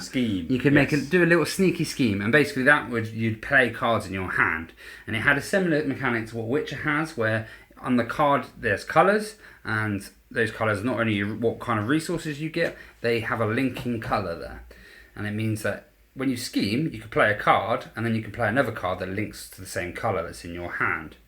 All of the cards have levels, which the aces kind of had to go first. But they were always about gaining resources. But you could always break your chain up. So you had 2 actions. So you could scheme, you could play your card, do some of your actions, scout, etc. And then scheme, continue playing your cards. And you had this real nice, because did you want some of the cards in your hands because you want to put them down to scout into that area? Or did you want to have it into your hand so you could scheme at certain things? It had, for a box that is probably, is same as Citadel. Yeah, 4 inches by 5 inches, or it was square, tiny. 5 by 5. There was so much depth to this game. It was crazy. And when I saw the box, I was a bit like, "Oh, that's tiny." Like, is that going to be? Yeah, it did put me off a little bit. But I'm glad I got to play it because there's a load of depth there. If you play an ace or a king, you've then got event cards you can pick into your hand that different things happen. You've got certain plot cards where you've got to get a shape on the board and take over a shape on the board, and then you can reveal the plot card, and that's one of the end game goals. If you've got a run of 3 cards that are the same colour, you're now the most influenced of that guild, as long as you have more influence tokens than anyone else, and you get another little power that sits in front of you until someone else takes it over, which you can. And there was just cool little things, like you'd put a card out and I came over and swapped it out because the one I put down was really expensive, so I was like, haha, you're going to have to pay for that one instead, and I'm going to do this one. I didn't mind. And well, it was just like because you were able to use it, so it actually ended up good for you. But it was so crunchy, and for just a little card game that you could literally, if I was going away and I was like, oh, I really want to take a game with me, but I don't have much space. But I want a game that's got some meat to it. That would be instantly in my bag. So we're hopefully going to have Oliver Killy. Sorry if I've said your name wrong, but we'll get that right for your episode on the podcast, and we're going to talk about because it's coming out on Kickstarter on soon. So end of the month, I think. Yeah, end of the month. Yeah, it's definitely one. It's straight in my basket. You loved it, didn't you? Oh, I loved it. Yeah, I loved it. Yeah, surprised you me. were surprised at how much you I'll enjoyed play it it with you, Davey. I'll play it with you. And I was like, no, actually, there's a lot going on here. Yeah. And I really love that scheme and combo kind of decision points that you make. And it reminded me of a 4X game. Yeah. But with cards. Yeah. And just the way that it worked. I mean, you could have themed that to be space and ships and. Mm-hmm. But I really like it. I really dug it. I thought it was really good. It's there's something there. It's unique as well. I don't think there's a game I've played that's like it. You can like it to a 4X, but it's not a 4X, and there's just nothing else that's like it. So I'm really looking forward to that coming out and speaking about it further. Nice. Yeah. What else do we got to? I bought my first big boy game. You did? I'm very excited. Yeah. I've been really feeling left out of the old Mind Clash crew. I mean, Astra, yes, but it doesn't really count, does it? I think we're all play. Yeah, we're all agreeing that it doesn't really count. And so I think JP, you were telling me about Septima ages ago when you got to play it with Paul, and the theme of it kind of piqued my interest a little bit. And the more you were telling me about it, and the more I was thinking, I was like, well, they've got the deluxe one here, and it isn't released yet. Yeah, you've got your copy before I've got my copy. And you've been waiting for it for ages. So I was looking at it, and I thought, well, what I'll do, I know, because one of the downsides, I think, of Essen is there's nowhere to escape to. Yeah. So it is constant all the time. They've made an active decision, I think, to not have tables around. For whatever reason, i.e. they don't want people sitting around playing games, they want people looking at games. Totally get it. Want people buying games. Yeah, which does mean that it's very full on. Yeah. So I thought, right, well, what I'm going to do on the Saturday is it was a Friday, I'm going to take myself off and then I'm going to watch some videos about how to play Septima because we couldn't get on the demo because it was literally full in like a second, wasn't it? So we did try, but we couldn't get that queue to book the demos for the day at Mind Clash. Went in like a second. So people long. were running down the... It was crazy. Yeah. Instantly, doors open, that queue is... Yeah. That's why I was like, scooter off. Yeah. So I was like, well, do you know what I could do? I could, watch a couple of videos and that might give me a flavour of whether it's for me or not. And considering that everybody else was telling me to stop buying board games, they all changed their tune when I was talking about Septima. Oh, they all changed their tune. Yeah, you were. I wanted to play it. They all changed their tune. I wanted to play it that evening. So Becky, I think you'll like it. Yeah, they were like, well, make sure you don't buy too much because we can't put too much in the... Oh, buy Septima. It's only the most giant box I've ever seen. No, so I only said that when I thought Kerley was coming. Okay, all right, well... And then all bets were off when Kerley's like... Fill the car up, load it up. There's a whole seat you can stack games in now. So I did sit down when you guys were either demoing or doing whatever you were doing. So I sat down quietly and put noise-cancelling earphones, and that will be my top tip of Essen. Take noise-cancelling, like in-ear or even not in-ear headphones. Don't necessarily connect them to anything. But walk around that hall with noise-cancelling earphones was so nice. That kind of constant sort of rumble of... It's very echoey because it's very tall. But there's a lot of people in there, so it's not like it's echoing, it's just constantly noise reflecting on noise. Rabble. Yeah. It's constant, just noise. Yeah. I don't think you even realised how loud it was until you step outside. Yeah, until I put those earphones in, I was like, oh, blimey, that's so much more quiet. So I sat and watched the playthrough, watched the official playthrough, and was like, And then watched Paul Grogan's bit for a bit, the one that you're in, actually, JP, and I didn't even get 5 minutes in, then I was like, yeah. Should have skipped to the end. I think I won that one. Oh, did you really? Ah, well. I don't know. I can't remember. No, maybe I didn't. As soon as you started watching videos on how to play it, I was like, Becky's you're getting in. this You're game. in. Yeah, when you're doing that, you're already there. Yeah. So I then got the fear then. As soon as I thought, buyer's remorse? No. Fear of missing out. Yeah. So then as soon as I was like, I'm going to buy this, I then legged it to the stand in case they sold out. Because if I'd have made the decision I was wanting it and then I couldn't have it, that's the worst. Oh my god, that would have been awful. Did you slip into the front quite easily? There was no queue. Shut up, you. There was. It was massive. You just didn't see it. No, and I spoke to her. So yeah, we'd spoken to Dorka the day before. She was really nice. Yeah. And she wasn't there this time, so I couldn't pick it up from her. But there was another equally lovely guy behind the counter. So yeah, so I bought the game. I requested the game, and then the person said, "Oh, and there's also these." Picked up this big bag of metal coins, and I was like, "You don't even need to ask." Sold company. Put it in. Yep. Put it in. Yeah. So I walked away with the Septima Deluxe Edition and the shiny gold. Did enjoy that. Wisdom, tokens. Just getting into it, and someone had to go. Yeah. Who was that? And that's, for me, as somebody who doesn't play Mind Clash games because they hurt my brain. Yeah. Loved it. Me and Rob felt like we were actually in the group, didn't we? We were really excited. We're like grown-up gamers. Yeah, we were. So great. We decided to play it that evening in the lobby of the Premier Inn, even though that wasn't our hotel. But it's just the vibe is just like, it's okay. That's cool. Yeah, it doesn't matter because that's where a lot of people Yeah. stay. Yeah. And it's quite open and friendly, Yeah. so you can literally just walk. Yeah. Even if you're staying anywhere, walk Yeah. in, sit down, play Yeah. games with people. As So long it- as you buy a drink, they ain't really that worried. Yeah. So we cracked the game out, and I was like, it's very complicated looking, but I'm getting it. And JP explained another. We did play the teaching game, I will say, but I was like, I understand this. I'm part of the group. I love it. And me and Rob were like, I understand what's going on. And Rob asked three. I can't remember what they were, but he asked three very poignant questions, weren't they? relevant questions. They were the most intelligent fire. questions I've ever heard. I was on fire. And they were all, he made a good point I was each like, time. good point, Rob. I'll not cover that in the rules. And yeah. It was amazing. And Sorry, I've gone into a different dimension for an evening. It's like when a Pokemon evolves right in front of your eyes. Hold up, mate. It really made me it really piqued my interest. Good, in a good way because I've bought the game now, so I have to play it. But it's really made me want to sit properly and play it properly. I think I'll still play the beginner game again, just to Get a cement full game of it. to cement what's going on. So Fair. the gameplay takes place in over 4 seasons, and you've got kind of 5 moon cycles in each season. So at the end of that, the game's done. So you can very quickly tell how long it's going to take you. playing 20 Of course, at the start it's going to take longer because you've got to figure out what's what. But the gameplay is actually very quick. This happens and this happens and this happens. Right, that's that. Next one. This happens but it is about plotting where you're going to be next, which is not something I'm normally good at. But I don't know, the way that, of course, Mind Clash do it because they're amazing at this. It all makes sense, and it flows, and the artwork's really nice. I think in that game it is quite. I say this, it's quite obvious what you should do. Even though I cocked up the first move, and I'm one that had the most experience with I'm the pretty game. sure you covered up the second move. Yeah, as well. I did. Yeah. I blame tiredness. But it's like, I'm making potions. I've got no materials yet. Why am I making potions? yeah, I'm making 1 potion. I can make 3. Why am I doing this? Stupid. But no, the cards are just clear. You can kind of get a sense of the order of what you're supposed to do because it's just logical. Yeah.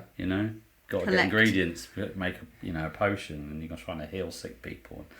Yeah, it's just Trying to avoid the witch hunters. Yeah, isn't it? It's a great game. It was good. Yeah, it was really good. I'm really excited to actually.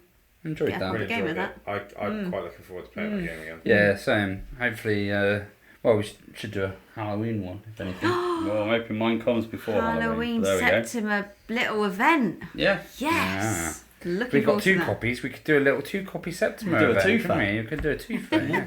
Nice. Adrian, talk about Halloween. Yeah, I suppose it is. I was like, where's the link? But zombies.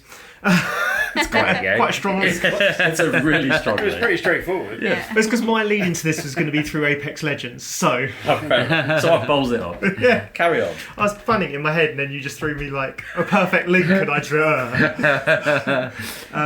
You stumbled. You rolled the wrong dice. Yeah, I have a low luck stat. So we went by the Glass Cannon Unplugged stand, who are probably best known for Frostpunk at this point, but myself and JP have played Apex Legends before, and I think it's fair to say when we turned up for that game of Apex Legends, we weren't expecting the most out of that game. It was kind of a, we'll see what's going on. It's going to be an IP Yeah. or cash in. I've done a lot of these kind of skirmishy war games that are board games that just end up chucking loads of dice, and it's nothing like that at all. And I think they've done a really solid job of bringing a shooter into a board game without lots of luck and rolling dice and all that kind of stuff. Walked past it, they got a table with Dying Light. Now this is one of the things there's very few things that I was kind of surprised by, but strangely I hadn't known that they were doing Dying Light. So I was like, let's get a demo of Dying Light. And so yeah, it's pretty much the last thing I think we did on Friday, wasn't it? Yeah. And it's, for me, it felt like Dying Light. It felt like touching the floor was a bad idea, and it felt like slowing down was a bad idea. And obviously it's early in the production. It felt like it was sort of 90% there, to me at least. And it's a fun, quicker game, isn't it? There's not quite as much tactical depth. But it's about moving around the board and trying to get to objectives and backwards and forwards and that. So yeah, the very quick sort of what you have to do is during daytime you pick who's going to go next. They roll their dice, and then each dice is just an action point, but on each face is kind of a bonus. So one dice might have you can move through zombies a bit better, one might be you can jump a bit better, or climb a bit better, or punch a bit better, or defend a bit better. And you kind of pick as many dice as you need to get to where you want to go, or punch enough zombies as you want to punch. And if you put enough dice in, you get an extra dice called the momentum dice, which is then important because you get more action points, and so it kind of builds, but you need to keep getting this momentum dice. And so you do that, and then it moves you, so you sort of might climb up a building or jump between two stands or smack a zombie in the face, whatever it is, and then you move on to the next person. It keeps going. You do this to get whatever objective. We had to go and unlock a fence that was electrified, and then go and get some bits and pieces that this guy over the radio had told us to get. And you keep doing that, and then the zombies can hit you back, and you can use dice to defend with. The ones you don't spend. The ones you haven't spent, so that there is kind of a bit of a... I think you ended up on the ground, Rob, in the first round, and were like, I've just got to save a load of dice, so you didn't get your momentum dice. No. And you got swarmed pretty badly by zombies. And I didn't take any damage. You didn't take any damage because you'd saved the dice, which was the important sort of decision. And then to start with, none of the zombies can climb, so you're safe up higher. And then as it goes on, it becomes nighttime. And... Escalated quickly. Escalates quickly because at this point, zombies that can't climb buildings tend to come out, and it's order drawn out of a bag, so you don't get to decide the order you go in. You're now decided the order for you, and also I've not really mentioned it as a mechanic, but you flip over cards depending upon the amount of dice you use because you're making more noise. So you flip over more cards. And the day side of those cards is fairly relaxed. Spawn a zombie, move one zombie. The night side is like spawn 3 zombies, move 4 zombies. Like if you get caught on the ground at night, you are done for. It's going to be hurt. Yeah. So that it's, for me, it's just missing something. And I think for me personally, I think it's the map size because I love the dice bit, and I sort of loved the feeling of not wanting to be on the ground and all that lot, but it felt like we got across the map remarkably quickly, and then got back again remarkably quickly. It felt like the map needed to be a little bigger. I think he did say that there were going to be two of the maps that we used.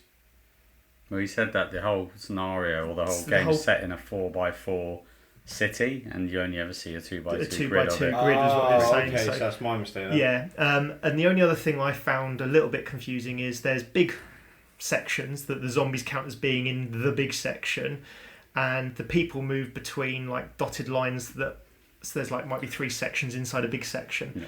Sometimes you kind of see the zombies as inside the little section rather than inside the big section. Yeah. Sometimes miscounted that a little bit. So I think where you place the zombies inside that section will be quite important, so you can see how many zombies you need to wade through because of it. But apart from that, to me, I think I enjoyed it the most out of everyone at the table. And for me, it'll be one I'll be definitely looking at. But for me, those were the couple of bits that needed tightening up. But I appreciate it's a very early demo copy. Yeah. Extremely prototype. Early. Yeah. It's literally, we only played a demo scenario just to get a little flavour. But yeah, I think for me, it didn't grab me, really. I can't tell you why. I mean, I don't know the IP might be why. You didn't know Apex though, did you? No, I didn't. No, you're right. I didn't know Apex, and that literally just drew me in straight away and thought, poo, poo, poo, and I was in. You know? Because that's how Apex is played, right, Dave? Yeah. That's what I do all the time when I play it. But yeah, I don't know. It's just lacking something from me personally. I think maybe we didn't see any weapons. No, I didn't even change any weapon. I just lost my clothes. Well, what's the difference? Yeah, I just lost my clothes. You knew just running around naked. I think that's why he didn't enjoy the game. He got naked and tried to fight zombies. Yeah. But I think the potential's there. I think that a lot of it, because a lot of the I don't know the IP either because I don't play scary games.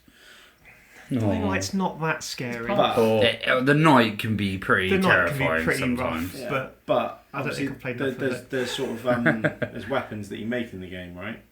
Where do you craft them? You find, yeah. Oh, find them, craft them, whatever. We didn't see a single weapon in that game. I think there's something there, and I think I'd be tempted by it. My only thing is I like the silliness of Zombicide. Mm-hmm. I know it's not for you, yeah, but I like the silliness of it and that it doesn't take itself too seriously. But Zombicide isn't tactical, apart from it's roll handfuls of dice exactly, again, isn't it? Where that is very tactical. At least the bits that we played. In comparison to Zombicide. Yeah. So it's definitely got something there, and I think the potential is there. Yeah. I'd be tempted by it to see what happens in the development stage. It definitely felt like it was missing something for me. It just needed something a bit deeper, and as I said, it's a prototype game. Like the items I did get, which I was able to go and get, they were fine. It was a standard heal, and then it was a bait, and that was kind of it. But the gameplay was fun. It just needed a little bit more, and then we might see it develop into that. We don't know. Having seen how good Frostpunk and Apex, I'm sure there will be. I've got a lot of hope. We can see that it's going to turn into something a bit more than it is at the moment, and that's it. They've got the core mechanics there, so that's sometimes that's the hardest bit. Yeah. Now you've got that, you can develop on it. I'm tempted to back it already. I am tempted. Yeah, me too. I'm not. It's not a certain. Is it out yet? No. I think they said March or something, didn't they? 2024. Still a bit of time to back it. Yeah, I'd be tempted to back it. It's the price point. That's for me. Yeah. I mean, Apex is fairly expensive because it's lots of miniatures, etc. And they've basically said they can do the same with this. They're hoping to do a standee version and a miniature version. I think the miniature version is going to be that much nicer. Of course it will. It'll probably be worth getting that version.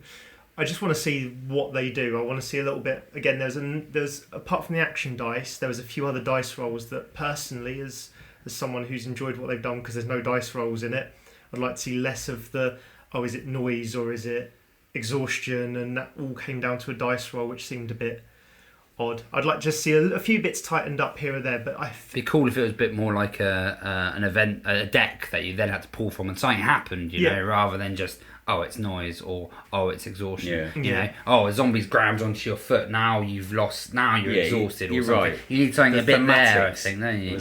Quite to draw light. You in. Yeah, and I think games like that. For me, obviously, ignoring the scenario we played, it was a demo one, whatever. But the games like that for me will live and die by how intriguing and interesting the scenarios are that you're playing. You need to be invested in what's going on, rather than I'm just running across a map going. Whee! And that's what Nemesis. You can in a similar ilk, that's what Nemesis does, because it's really it's not a game I normally play, but if it draws me in and it intrigues me in that sense, then I'll play it again.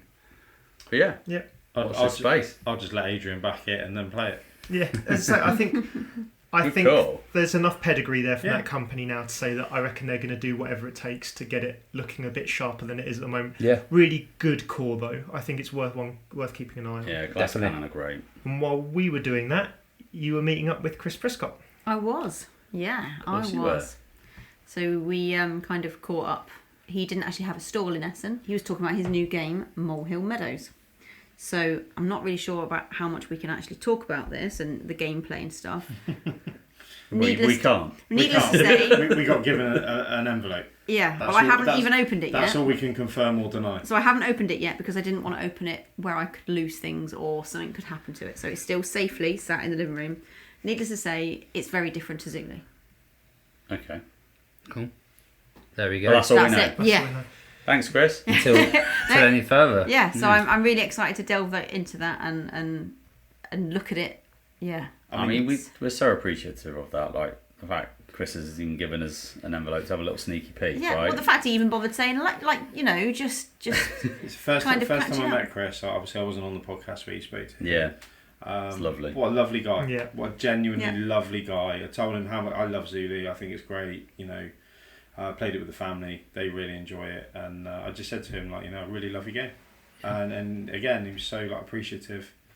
He that game was his passion project right from the start. He did everything to do with that game, and he's seen it blossom into this. Yeah. And he seemed seemed genuinely pleased that somebody really loved the is. game, and it was just been a massive success story. Yeah. So I cannot wait to have a little look, but I can't do it when I'm really knackered. And I really wanted to look at it as soon as I got in, and I thought, no, now isn't the time. It's I don't know what time, and I need to go to bed. And today, I finished work, came straight around here pretty I'm much. Intrigued. So this envelope is still sealed, and that is no word of a lie. It's still sealed. Oh my! I know. I would have looked through it in the car. No, but I couldn't because I was scared of losing bits or not giving it the full. You fall into the crevices where my son's crisps and sweets have gone and lived. What do you call it? His treasure trove. His treasure trove of veritable goodness. Also, I think that was the most disappointed I saw you in 5 days was when I dropped a Pringle between the seat and the wasn't for me. console in the front. The look on your face, it was you weren't angry. I was just disappointed. Yeah. I just knew that shell would go, why does it smell like sour cream and chive crisps? I'll tell you what, we've been sat in that car for 9 hours and the only smell was sour cream and sour chive crisps. That's a massive success. Especially after those pizzas. Yeah. And to link this back to kind of Chris, someone else we bumped into who also loves this game was Jack from Mycelia. And his campaign's gone really well. It's just a shout out. We bumped into him, got to chat to him, and he was a bit stressed out because obviously it had been an absolutely crazy journey there for him by the sounds of it. But I just want to say well done with his Kickstarter campaign. Literally over 8,000 backers, half 8,000 backers. I was 403rd, 402nd, so nice. Yeah, backer. 400 and early something. Yeah, really chuffed. excited. Yeah. I just thought I'd give him a shout. Yeah, he was chuffed. It's so great. Yeah, me and stressed Adrian, out, but it was also grinning from ear to ear because of. Yeah, me and Adrian walked by and he was just rammed. We just could have hung around and tried to say hi to him, but you just think the guy is working his butt. He just wants everyone to try and get to play it. You could see his last few days on his campaign. I think it wraps up. It's probably already wrapped up now. It wrapped up. On Sunday. Yeah. So it's working it, but good for him. Yeah, good for you, Jack. Cool. I would like to start with how we started the Saturday.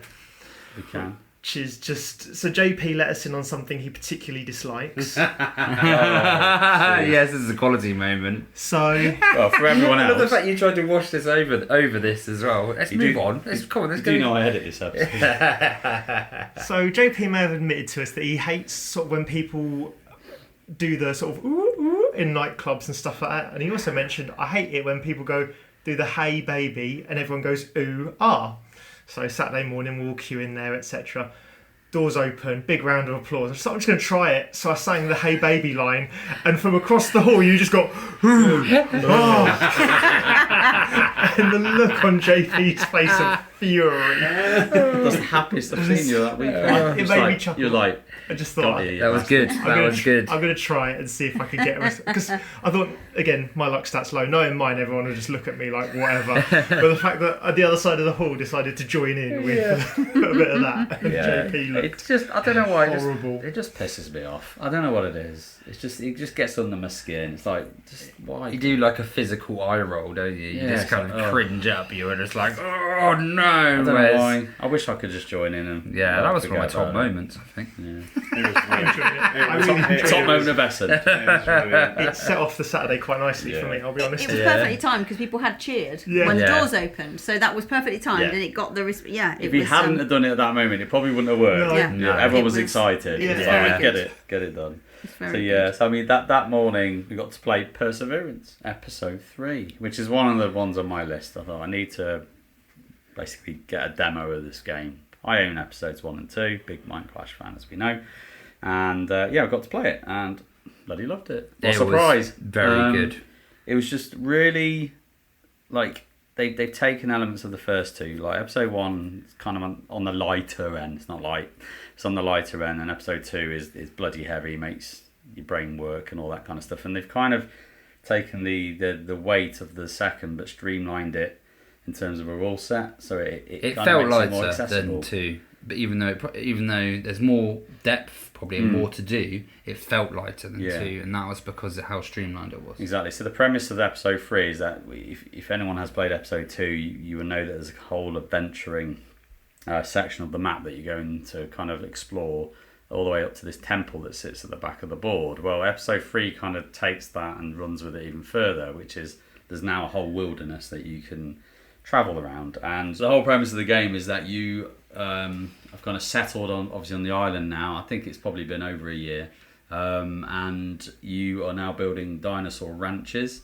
So you don't really have soldiers anymore. You have rangers. Rangers, yeah. And it's all about kind of capturing dinosaurs and taming them, so you can actually ride them out into the wilderness. And then you can now use them as action points rather than the dice. So you have a smaller city zone, which only has 4 actions on it, I think. Yeah. They condense the city zone area into those 4 actions, and then you've got the whole wilderness where you can spend the tame dinos out and then trigger kind of areas to explore and further explore the wilderness. And when you explore, you can kind of forage for some resources, or you can kind of I forget what the other thing is, but you settle. You can settle, put one of your little camps out there, and you can get artifacts, and these artifacts then unlock abilities on your board, which is very nice. Yeah. I get this kind of slot for my infirmary now. Yeah. Can have more people. Or I'll unlock my my character, but it's on riding a dinosaur. Yeah, your leader now is like riding a T-Rex. Yeah. Which is like, yes! Bloody awesome.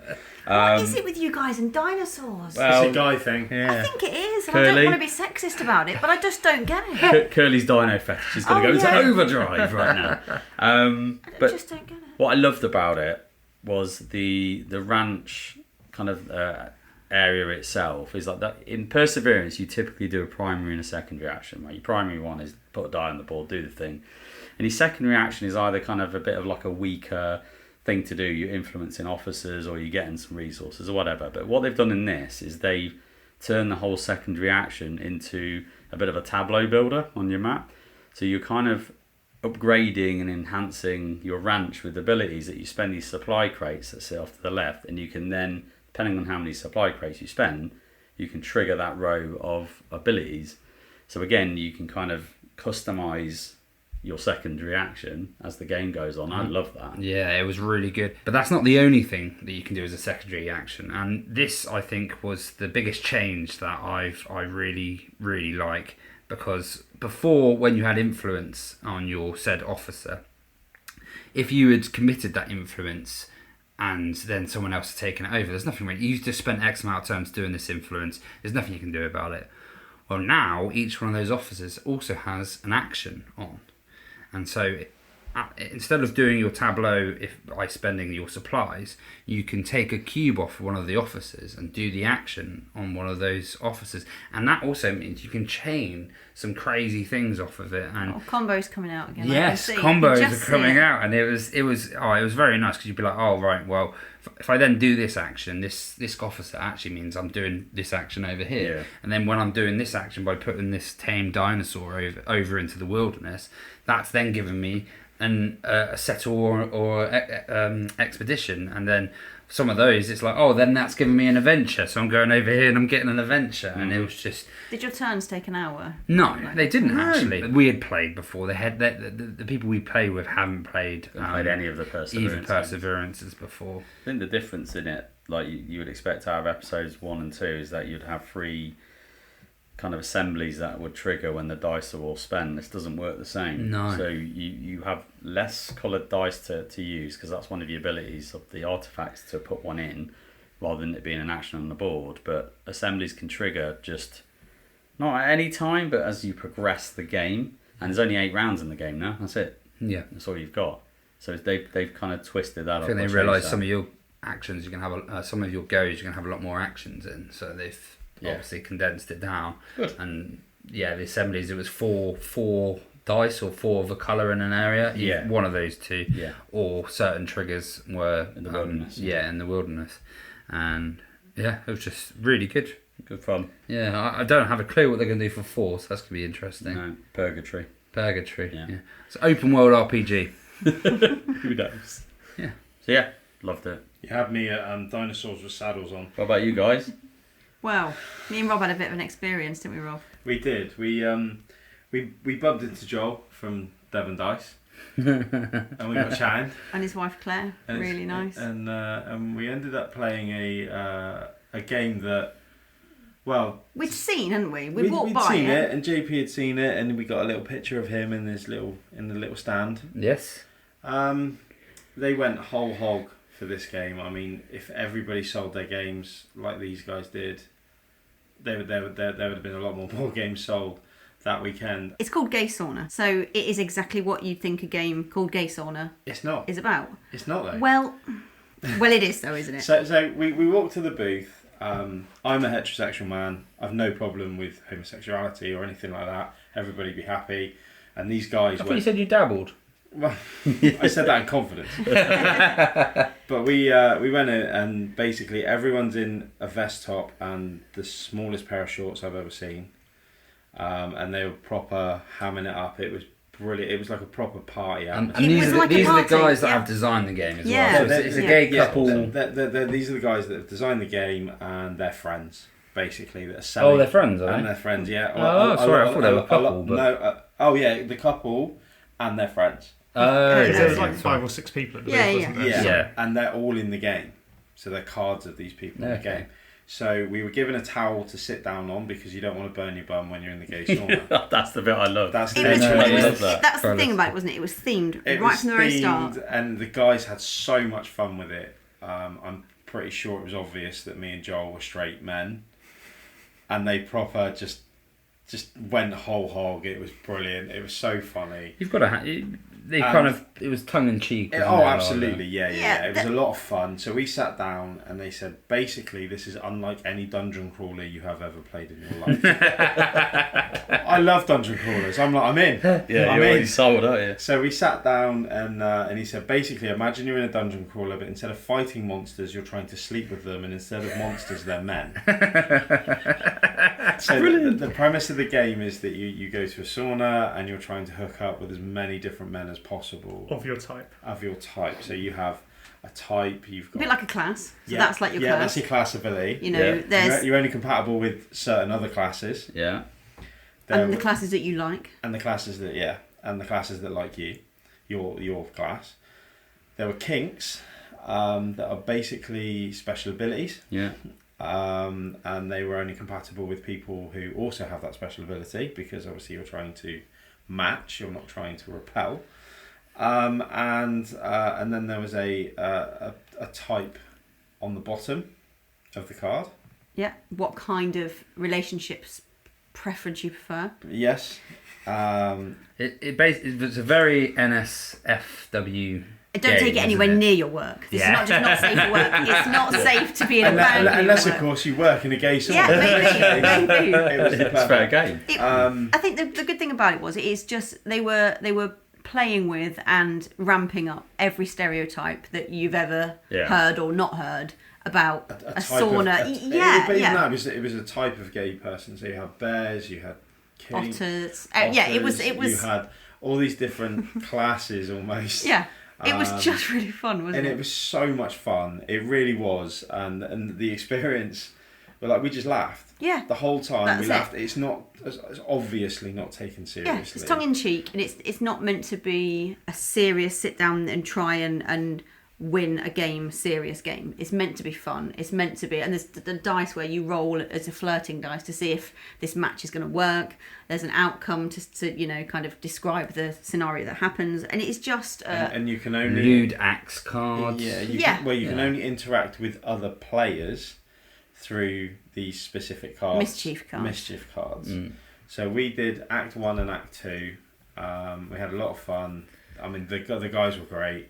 We all got wristbands with Gay Sauna all over them, and the font of You would not take that off. I loved it. I thought it was great. You would not take it off. I love it. Yeah. And that's what it was. That's what sort of made us realise right from the start, wasn't it? Their font and their kind of logo is a bit similar to our podcast logo. And that's what made us go, huh.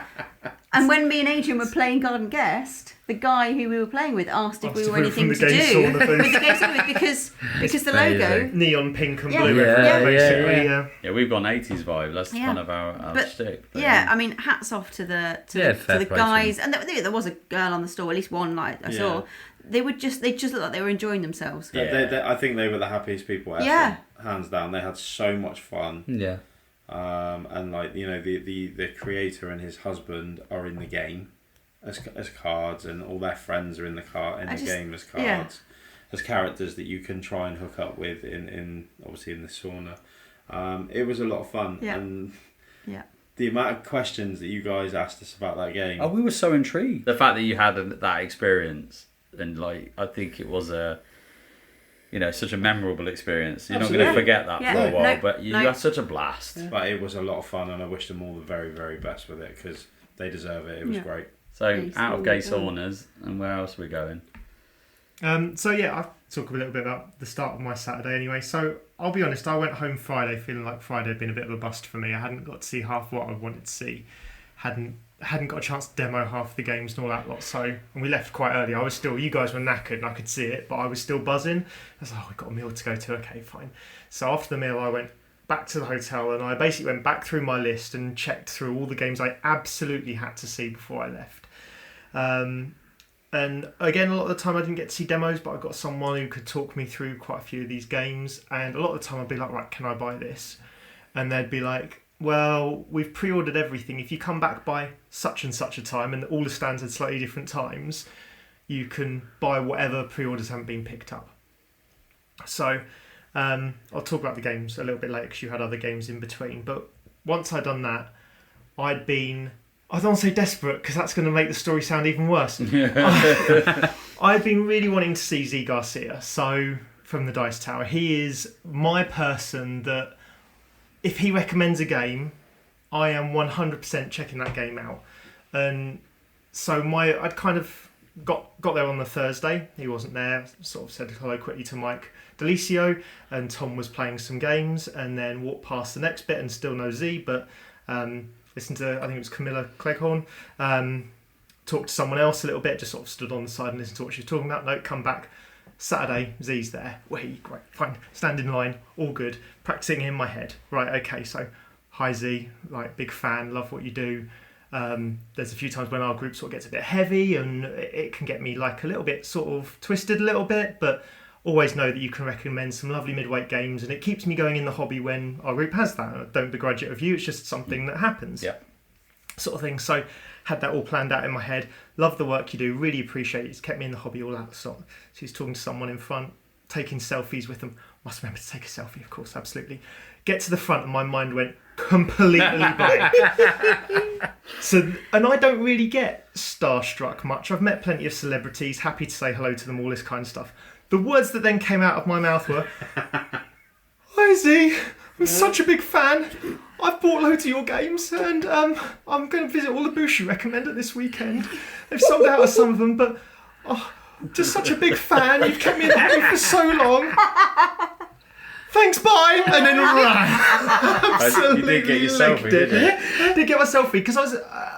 when you're like 2 sentences in and you realise that you've just become weirdly starstruck by someone who you've looked up to in the hobby. And at that point, I was just... Adrian, you've got to get out of here now because whatever you stay and say is going to make it worse and worse and worse. Yeah. And bless him, he said, you've been to this stand then? And I was like, yeah, they've run out of that copy. And you went, and this one too. And I went, and just kind of, and I was like, no, there's no way of getting back from this now. So I like literally went, thank you so much. Run. And legged it. And I reckon if I'd looked round, I'd have seen him looking at the guy next to him going, what a weirdo. It was mortifying. Absolutely mortifying. Brilliant. So yeah, the thing I was like, right, I've not been to a convention where they've been there or I've seen them or anything like that. I really want to say thank you very much. That moment turned into oh dear God, how embarrassing that moment. So yes, that was my Saturday morning. Basically, was embarrassing myself in front of someone I really look up to in the hobby. At least you tried.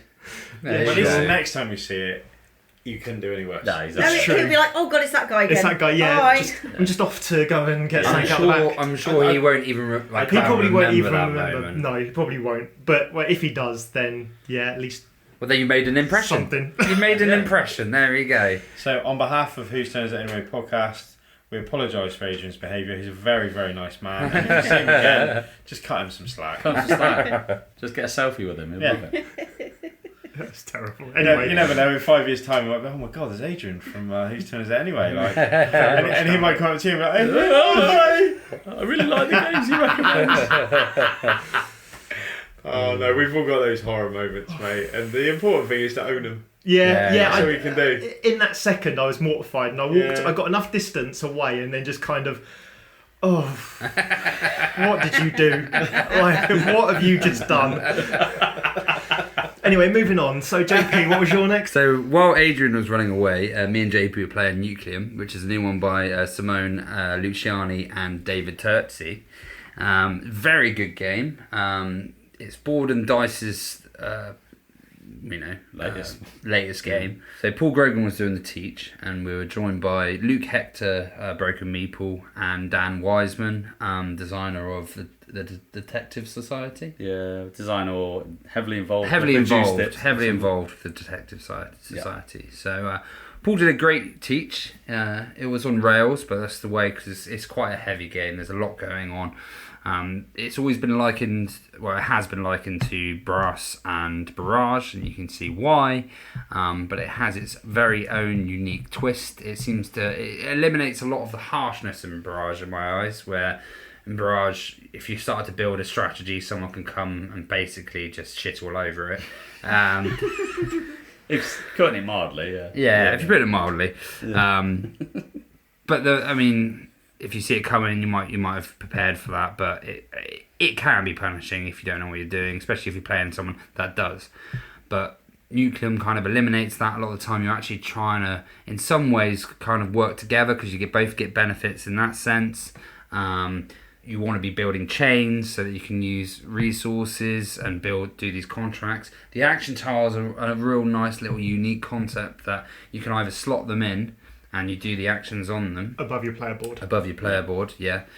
Or you flip you don't flip them over, or you put them down as the railway sections, which you get to, if you match the colours, because there's like different colour areas on the board, you get to do the action of the colour that you match, which is really nice, because you can obviously build little chains up, and also try and someone else put a coloured section there. You're like, if I join those two together, not only do I get an extra action, we get to flip that railway because we've completed that railway, and we get more income. It's got a nice little thing where with your action pieces that you slot above your board, you have to build them up as much as far as your income is, or you'll only ever go up to where your actions are. So you can't try to take your income turns too early. You've got to time them well, especially with your influence stars, which is how you socket your influence to certain endgame scoring. But you have to build those stars up by flipping the tiles on the board, by building a production chain going. There's a lot going on. It sounds quite busy, I'm not going to lie. But it is very, very good. Me and JP both bought a copy. Just because for me, I love Barrage anyway, everyone knows this, and I love Brass. Deserves it, even though it's got a likening to the two, it's still very different, and it deserves a spot on my wall to go along. On your wall? On my wall, yeah. Is that where you get your board games? Yeah, on the wall. It's on someone else's wall, isn't it? Actually? Yeah. It's like trophies. Because I never play them, so they just sit there and look pretty. They're in everyone else's house. They look pretty. So yeah, it's going on my shelf. Because there'll be a time where you'll get Brass out for a lighter game for people. My family still like playing Brass, so I can bring that out. There'll be times we get Barrage out because everyone wants to be mean with each other, Mm-hmm. Taz enjoys that game, I enjoy that game, you enjoy that game. Yeah. But people in the group don't. And then Nucleum, I think, is going to sit in that happy in-between where people will actually be like, oh yeah, I can play this, it's not so mean. But it's still, for me, it satisfies that Barrage itch So I'm really looking forward to getting to the table. Yeah, likewise. I loved it. I love the decision that you have with those action tiles, which is I can still get the same actions if I place it as a rail, but then it's gone. Yeah. So then you have to kind of get more of them in and try to cycle them around, but then you might not always get the combination of actions that you want. It's like, decisions. And then you've got this little advanced tech, which is the asymmetric stuff to the side as well, where you can slot them in by getting the advanced tech, which is flipping buildings mainly, it's flipping your labs, or doing contracts, pretty much the only two ways. On your player board it is. Yeah. I had a player board when I played my copy, which was all about placing links on the board. Okay. So I think this is one of the main things, is that you choose, in the full game, you choose backwards in backward turn order which of those powers and which of those boards you get. Ah, cool. So you see what's out there on the board from like not the contracts, the multiplier section. I can't think what it's called. Yeah, the achievement. The achievements bit. You get to see that, and then you pick which board you want. Whereas in the demos we haven't seen that, right? But you do get to pick it, and therefore you can sort of see the achievements, and whoever's going last can pick the one that probably lines up with those achievements more. Yeah. Okay.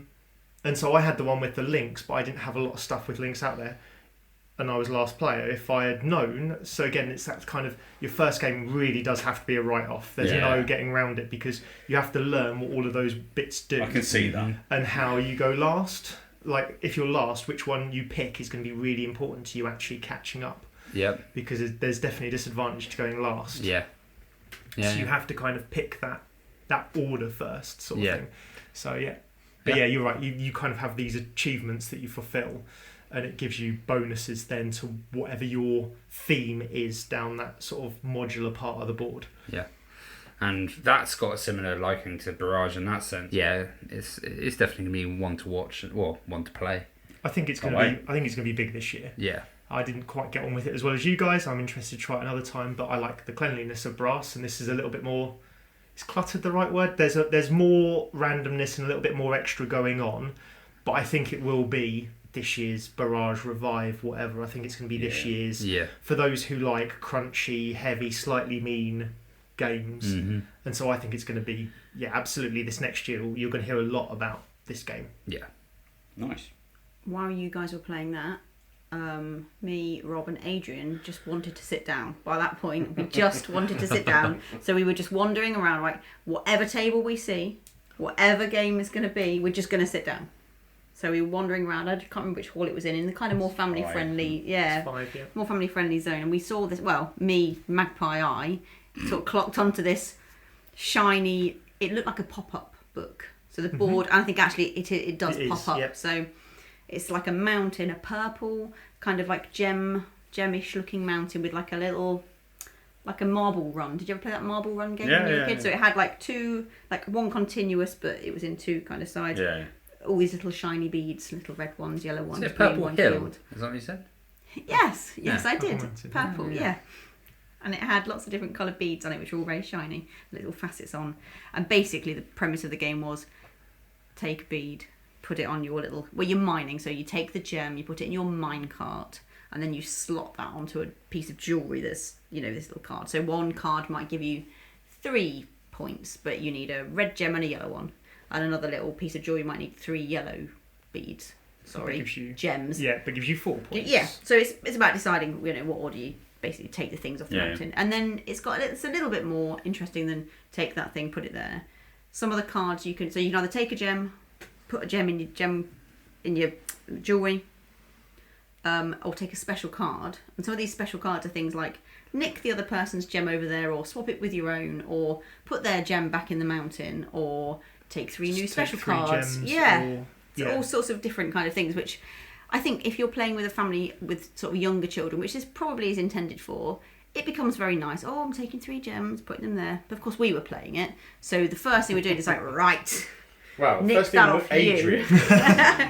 I picked up these. Everyone else was picking up special cards that got them 3 gems or got them to draw 3 cards. The first 2 I got was get someone to discard 3 gems, but they gain a point. And I was like, well, because it's like normally it's draw 1 or place 1, whereas the cards are all powered up versions of it. So for the most part, you're using the cards. Yeah. So I just was like, ditch all your gems, ditch all your gems, ditch all your gems repeatedly. And there's like cards in there that are like well, when someone else takes a gem, I can take a gem for free. Yeah. And stuff like that. So the cards are kind of a nice little sort of power up of everything, isn't it? Sort of moves it all along a bit quicker. And you're sort of looking at the colour gems that you need in your little jewellery items, and you're looking at the gems in the mountain that are going to fall down next, because you can see all of these, so you know in what order they are appearing, and you can only pick the bottommost one. Yeah. So you know that, I need a red one, but there's like 5 red ones. Oh, well, that's not going to work then. So you're then looking for a way of like either nicking someone else's or cycling through these or whatever. And it's a lot. You can play it a lot more kind of take that ish. I think there's cards that just say you can't have that effect, and if I was playing with a family, I wouldn't play that on a kid, because they're just about to play their big mean card and they're feeling all sort of happy and a bit. They gotta learn. You mean that's what it did to me when I was all excited? I'm a Davey. And then you're like, no. And I think you generally wouldn't play that on like the littler kids or whatever. You'd play that on. Well, yeah, I know. I don't have kids, so this is why I'm probably not into kids. Absolutely, punish them. So yeah, but it was definitely that family weight, but I thought it was pretty decent for the family weight games. Cool. I don't know that it's available. It seemed not. Yeah, it seemed like the Red Cat, I think, was the company, are basically kind of promoters for games to see if any designers want to pick them up. Yeah. Oh, I see. So I don't think it's available, but it's called Gem Forge. Yeah. So I hope it was fun. Yeah.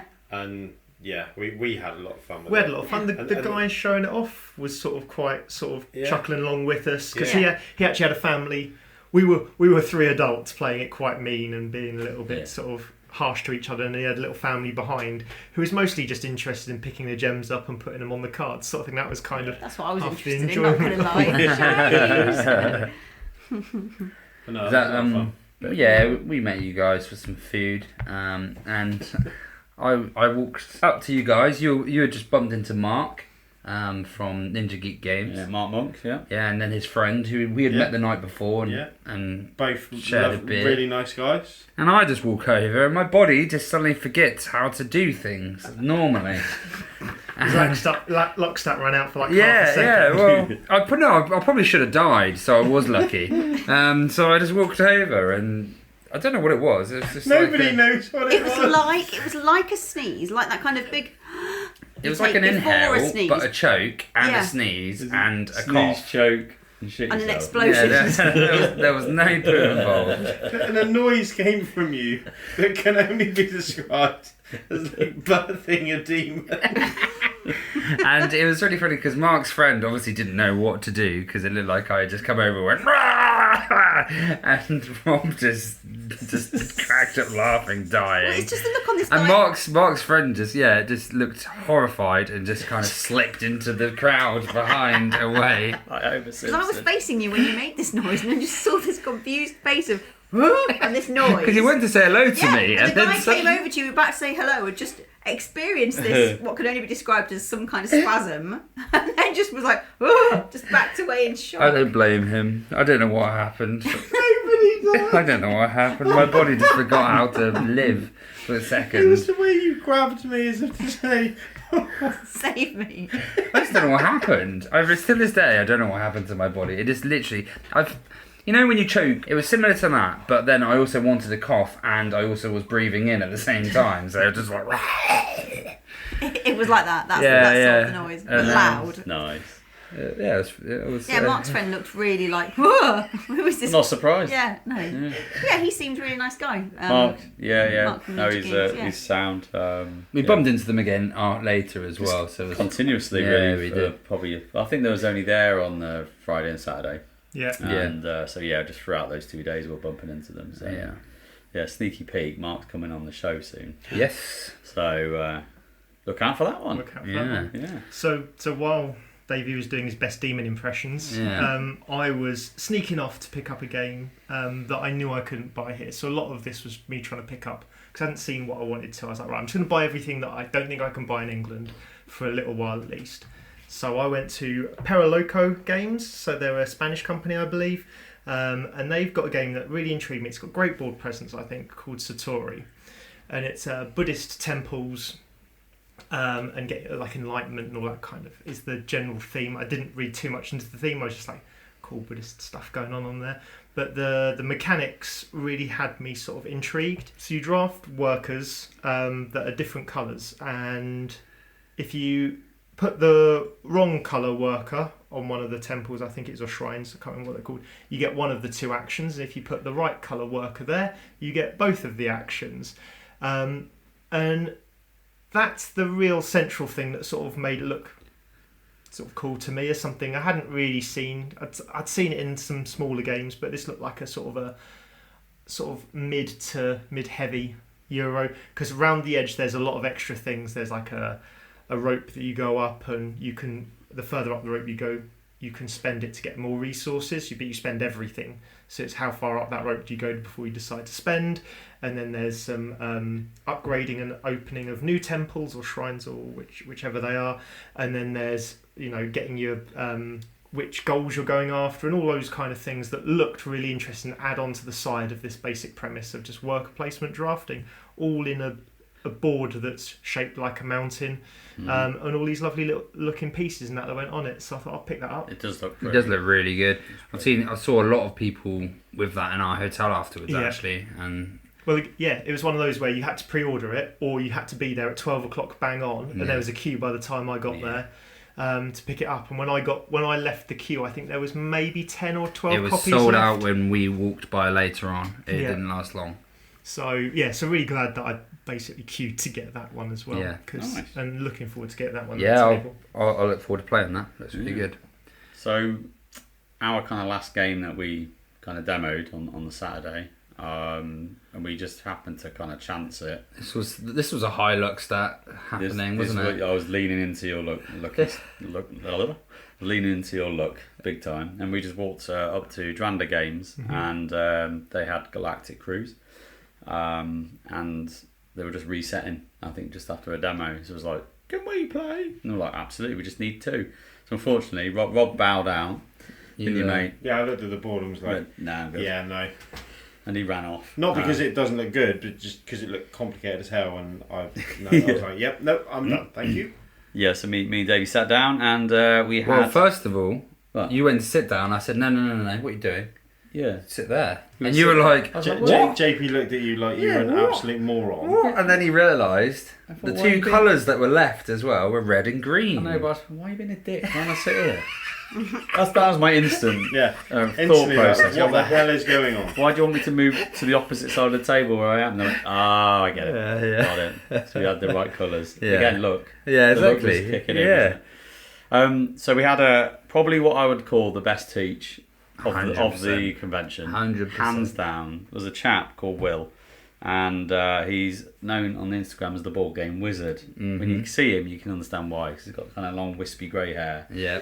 And his theatrical performance was holds no bounds. We're playing a heavy Euro, We're playing a heavy Euro, which for its theme they have put effort in to make sure that what you're doing makes sense. Which sometimes Euros are a bit like, well, you do that. It's like, well, why are we doing that? I mean, so he lent into it. He lent into it so hard. Like when there was a takeoff, which JP will go over in a second. He started doing the countdown.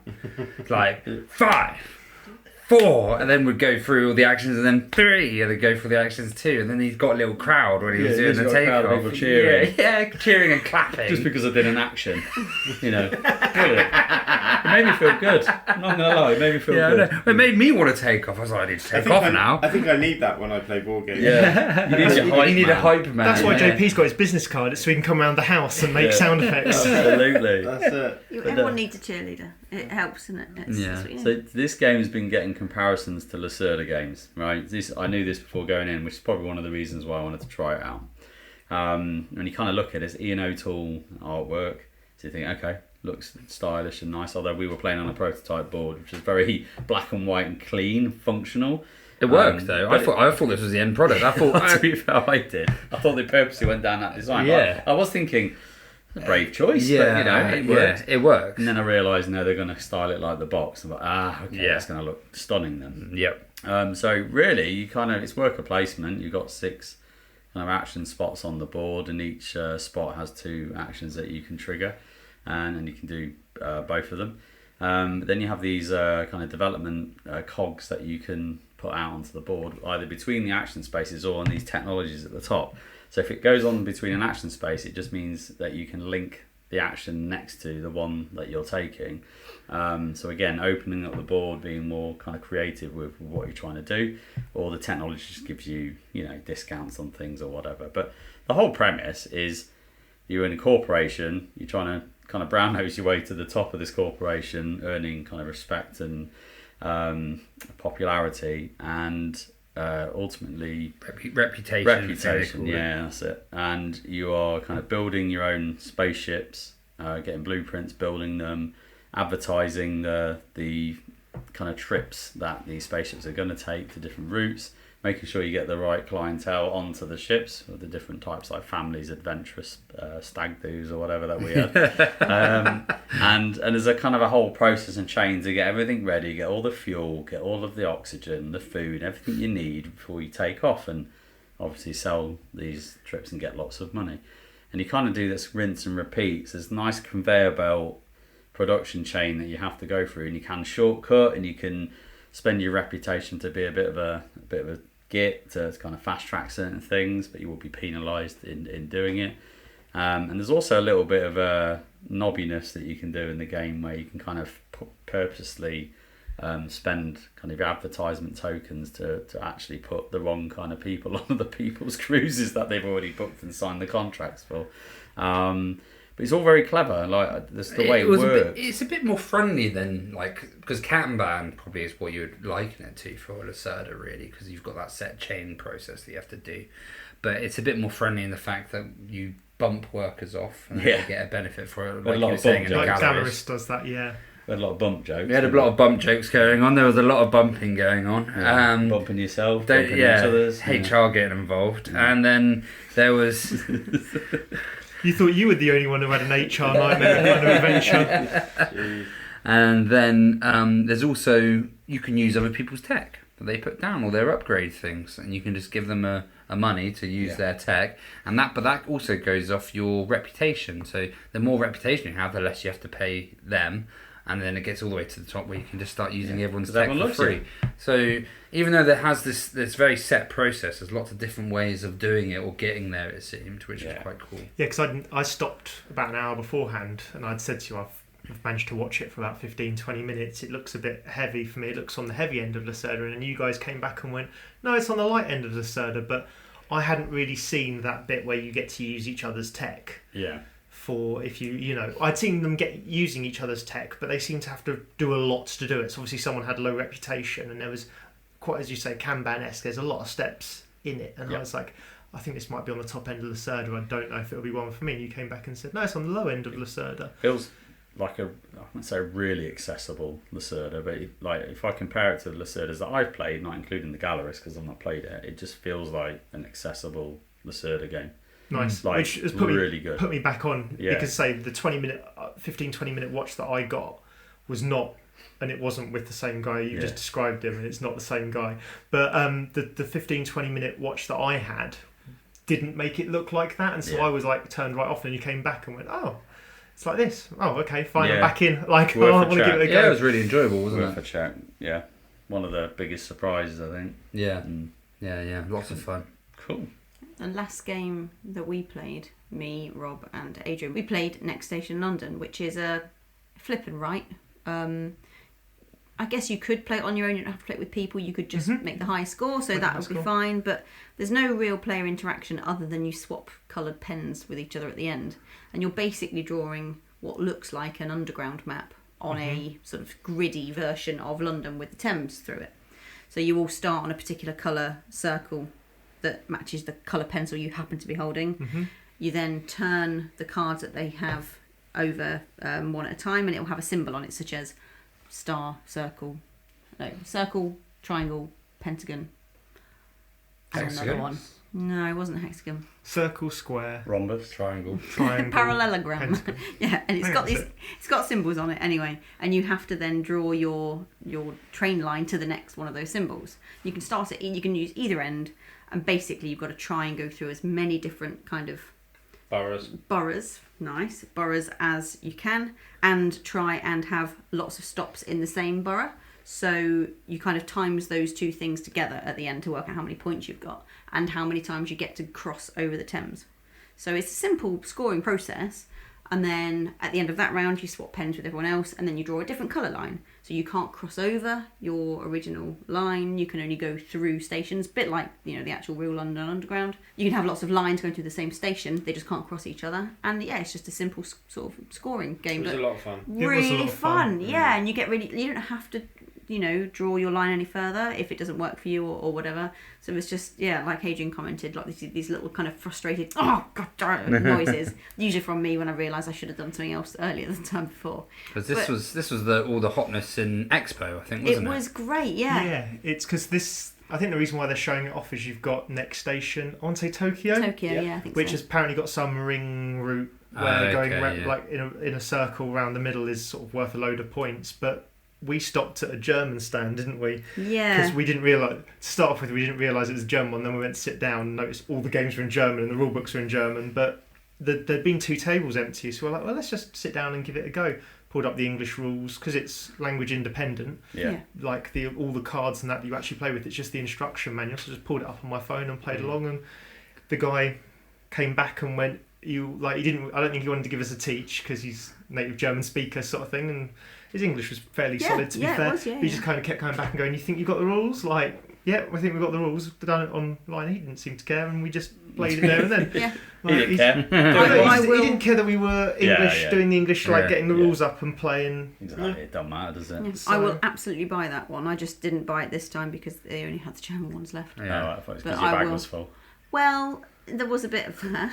There was a bit of that. Still would have slotted it in. It's not that big. Yeah, my Monzo account was crying. Was about 2 times the size of everyone else's? No, now come Mine's on. bigger. Yours was bigger. Mine's bigger. So. Yeah. Yeah. I bought one game. I didn't buy any. Yeah, you didn't You put bought your it. haul up. You did bought my game. Well, there's no point buying. Why would I put one game up?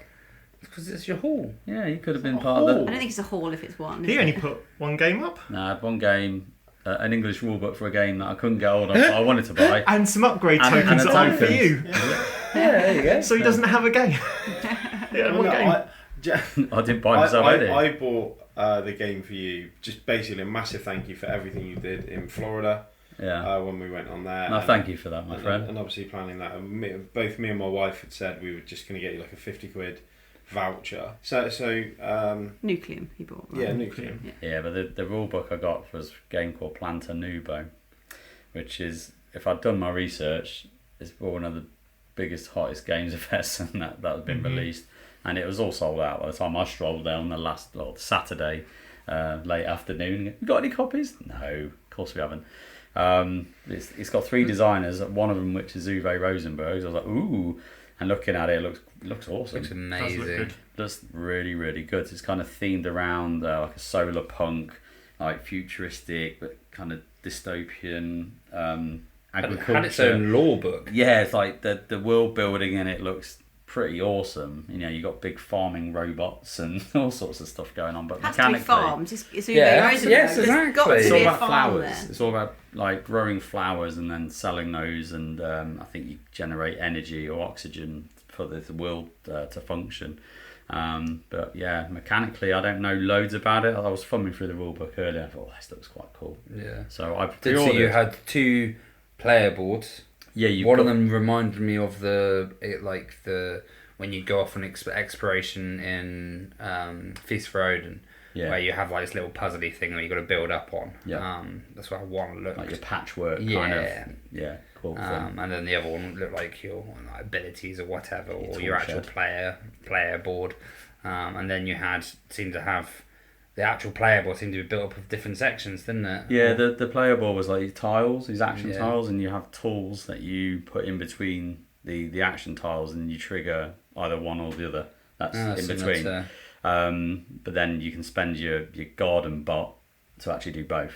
So you can use the power of the garden bot to do more efficient turns. So again, there's combos and stuff. Yeah. But I think you can build like these modules that go around your polyomino board that you can activate energy. When you kind of get this green energy, you'll activate those modules, and obviously going to combo different things. From the look of it, like I said, I've not played this, but it looks cool. It looks really good. But I have pre-ordered the German copy from Meeple's Corner. Nice. Because they're getting some German copies in, and I thought, well, I've got the English rule book, and it's language independent, so yeah.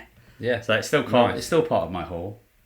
Nice. A bit of delayed. It's delayed. Yeah. Got lost in customs. You guys were going to get food, and I decided that there was one last game that I really wanted to get hold of. Again, it's a French game. It's not going to be published. It doesn't look anytime soon in the UK, but they had UK rulebooks if you picked it up there and then. And that's a game called Faraway, recommended by my friend Z Garcia. We're not worthy. We're not worthy. Really not.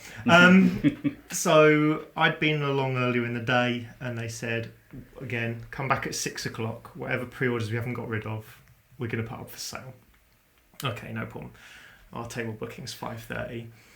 You know what? If I miss food, I miss food. I've come all this way to get a set number of board games, including this one that had already been on the list, but kind of after Friday night of having a bit more of a look at it, was like definite on my list, and they'd sold out the second I got there in the morning. And yeah, so I went and stood in line for an hour.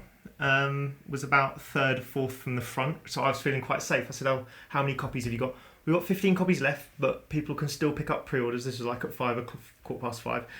But anyone who picks up a pre-order, obviously the number gets less and less. Yeah. So I stood there, and people started joining from the back and you could see like, well, this is 20 long already. Yeah, someone's going to be disappointed. And the mate behind the booth would come out and count 1, 2, 3, 4, 5, 6, and then basically like go, no, there's no point you standing here. You're not going to get any. Off you go. And then 10 minutes later, the queue would be 30 long. No. And you'd come back out and go 1, 2, 3, like there'd be 13. Every time someone came and got a pre-order, you could see the sort of person around, whatever the number it was, looking really nervous as like, is there enough left or whatever? And did that person get booed?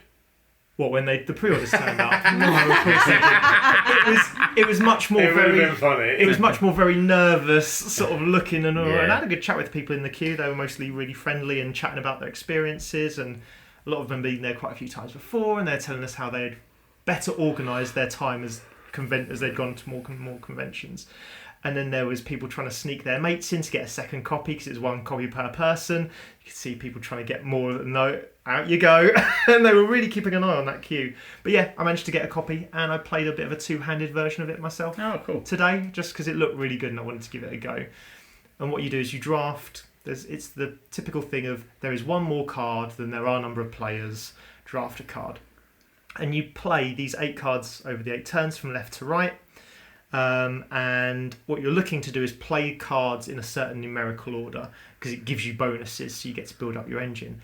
But then you get to the end of the game and you turn all the cards over exactly where they are face down, and then you flip them from right to left, so in the opposite direction. And as you flip them, you then score what's visible. So the first card you flipped over literally will have some of these bonus cards you can get, plus the first of the I can't remember what they're called now. It's all about growing civilizations on an island sort of thing.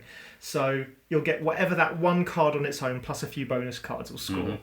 Then you flip over the next card from the right, and now you've got these 2 cards that can count. So if it's like 1 red card and the card to the right was a red card, then you can have a point for that. Yeah. And so you kind of are playing them in one order, but then scoring them in the complete reverse order. And it's it's not a heavy game. It's like a 30-minute game, but it's quite sort of a brain sort of. You've got to think about sequencing. Yeah, for the sequencing for it, because it scores in the opposite direction to the one you play. But you want to play them in a certain order because you want to get the bonuses of playing them in the right order. Is it like, I'm sure it's nothing like it, but you just describing it gives me Furnace vibes in a way.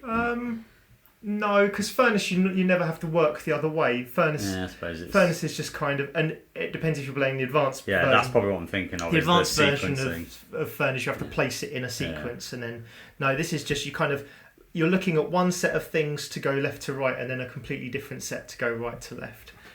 So yeah, a neat little 35 minute game, and then luckily you guys had managed to delay the restaurant enough that I could actually go and get food afterwards, because I legged it full pace once I'd got that game. There's all the laughing banter we were having in the restaurant. Yeah. Well, we didn't get shushed until you turned up, so I'm just saying. Actually, that's very true. The waiter wanted to turn Rob away instantly. He was like, "You got a table?" And Rob was like, "Yeah." He started ranting at me in German, and I went, "Yeah," and he went, "What?" And I went, "No," and he went, huh? And I went, what? You don't have a reservation, right? It's pretty obvious the way I'm looking at you, I've got no idea what you're saying. And he just went like, reservation. And I went, yeah. And he looked really shocked. Yeah. And then he went and got somebody that JV had spoken to earlier, and he was like, "Yeah, they've got reservation." And he was like, "Oh." Yeah. He looked a bit disappointed, didn't he? He did he? Bless him. The thing is, though, he was smaller than me, so I don't understand. That's short. Yeah. What? Like build-wise, he wasn't bigger than me. Yeah. He was giving it the big one. It's like, all right, mate. Dude was massive. What are you on about? He wasn't huge. He was? No, he wasn't. Rob likes to think he's more stacked than he actually is. No, he wasn't. He wasn't that big. He had arms like that. Yeah. He was like... No, he was trying to bounce for some strange reason, but he was big. He wasn't.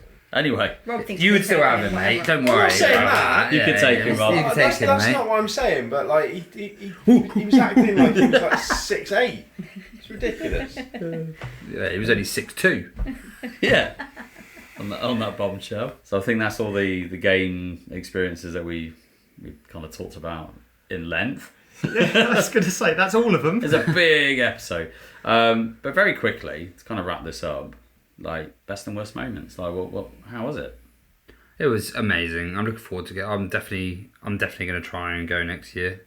Yeah. I would go again. I think, on reflection, I preferred the UKGE, and that is for the sole reason that they've got the open gaming halls.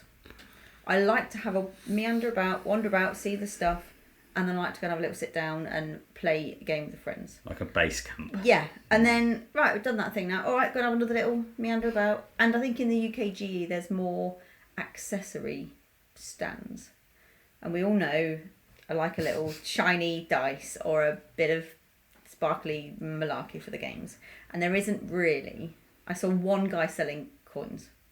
There was a dice. There was some stall dice. as well. Yeah, there was some dice. And there was art as well. There was I think it was just lost in the sea. Yeah, no, I saw the art, amazing art. Games. I saw the dice little area. I don't play D&D, so I don't need D20s really. And although I had to stop you from buying one because you were like, look how pretty it is. It was massive.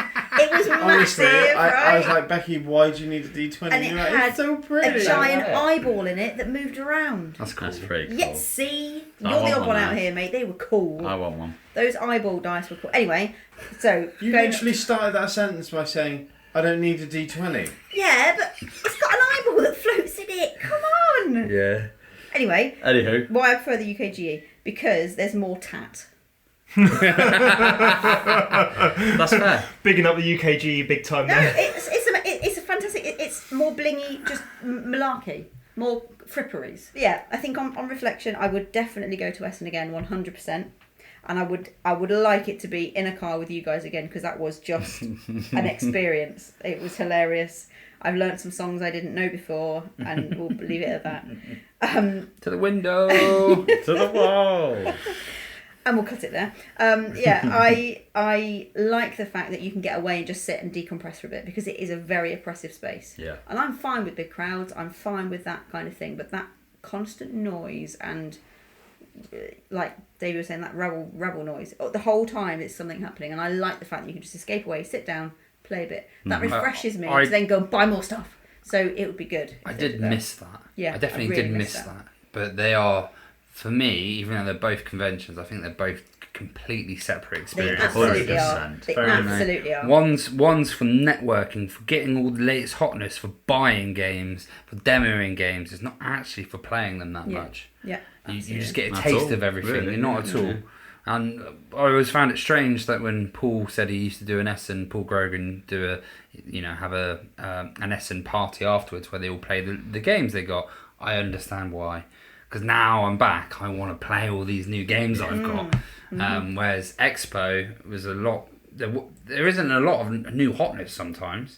There's a lot of. Sometimes there is. There's some releases, aren't there? There's some releases, stuff like that. But you get games and then you go play them. It's more about playing the games.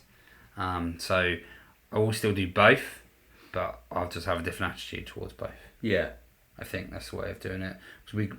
I mean, networking wise, it was good for us, wasn't it? Like we got to meet a lot of the developers. You meet a lot of people passionate about the subject. Everyone's lovely.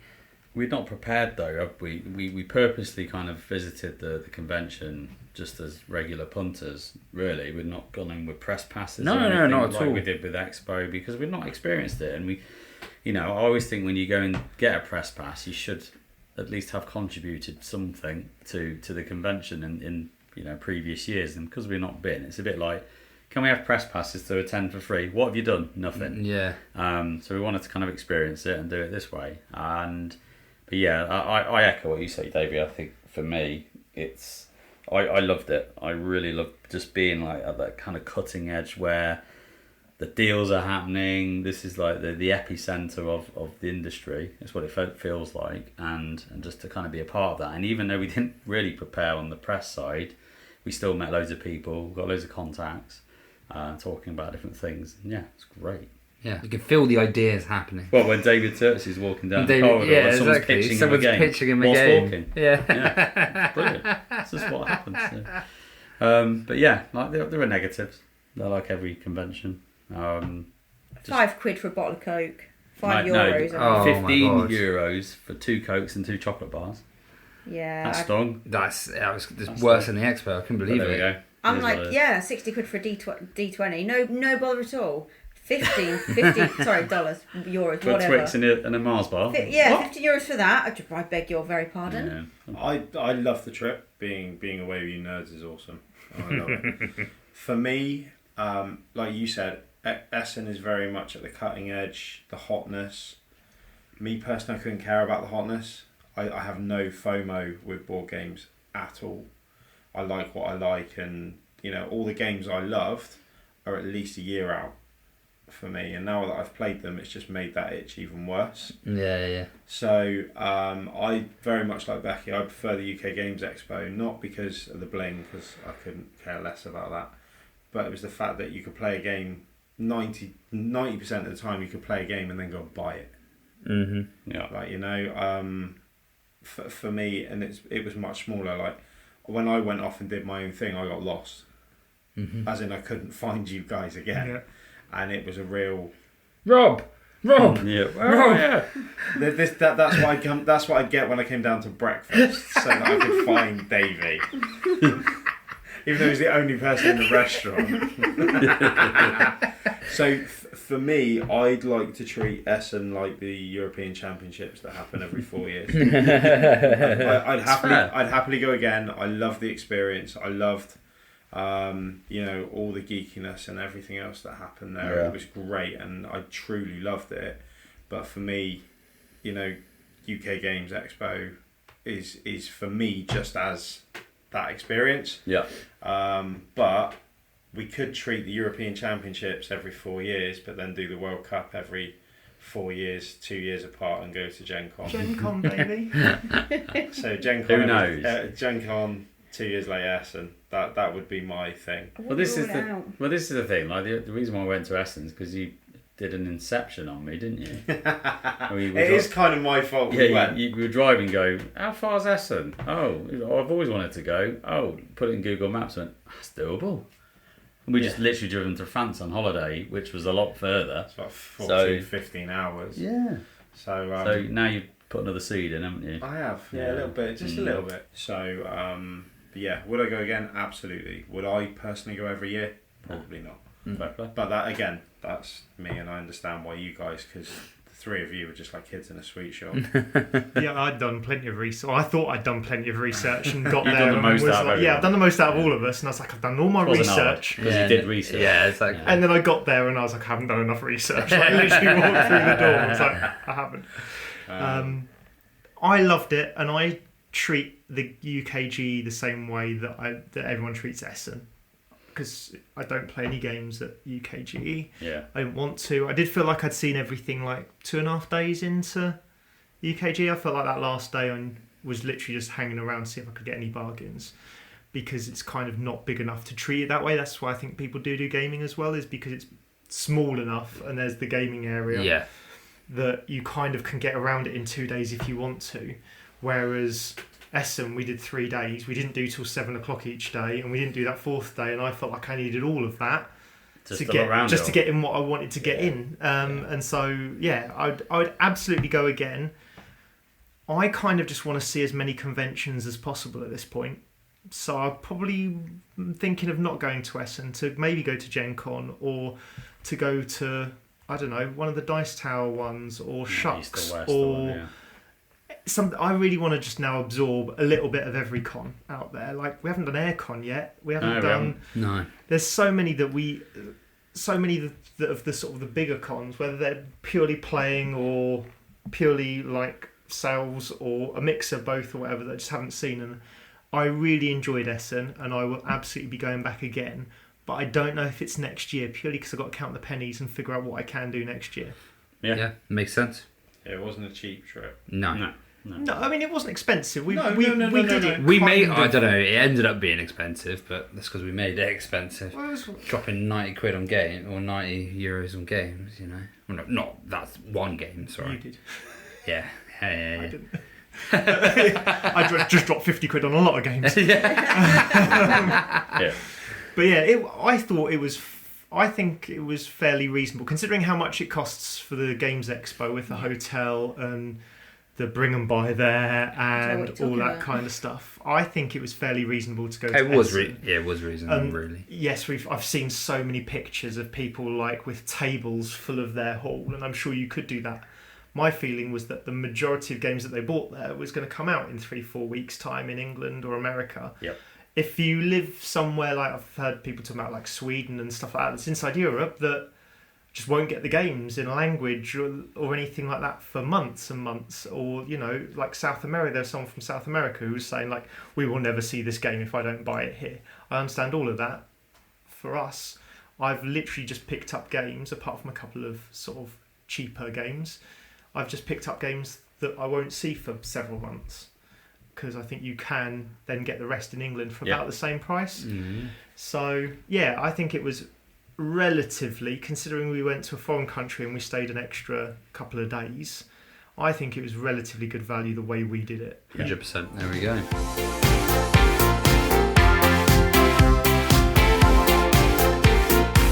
I just want to say thank you to everybody that we met, whether it's in the hotels or at the kind of trade halls, who stopped and said hi. Just massive thank you. As you can tell, we've loved our trip. We definitely will be going again at some point. And let's wrap this shindig up so we can all go to bed, because we're knackered. I am tired. Absolutely knackered. It must be really bad for you not having to go to work today. Yeah. Or tomorrow. Well, I do. I've got work tomorrow. There we go. Thank you for listening. If you want to kind of get in contact with the show, our contact details are all in the show notes. And if you enjoyed this episode, or if you've been to Essen, we'd love to hear your thoughts. And also share this episode to your friends and your gaming group, because we just want to get the episode out there and the show. We'll be back again with our main episodes, no doubt next week, and some more expansion packs coming very, very soon. But whose turn is it, guys? I don't know. Oh, no, I'm going to bed. Yeah, good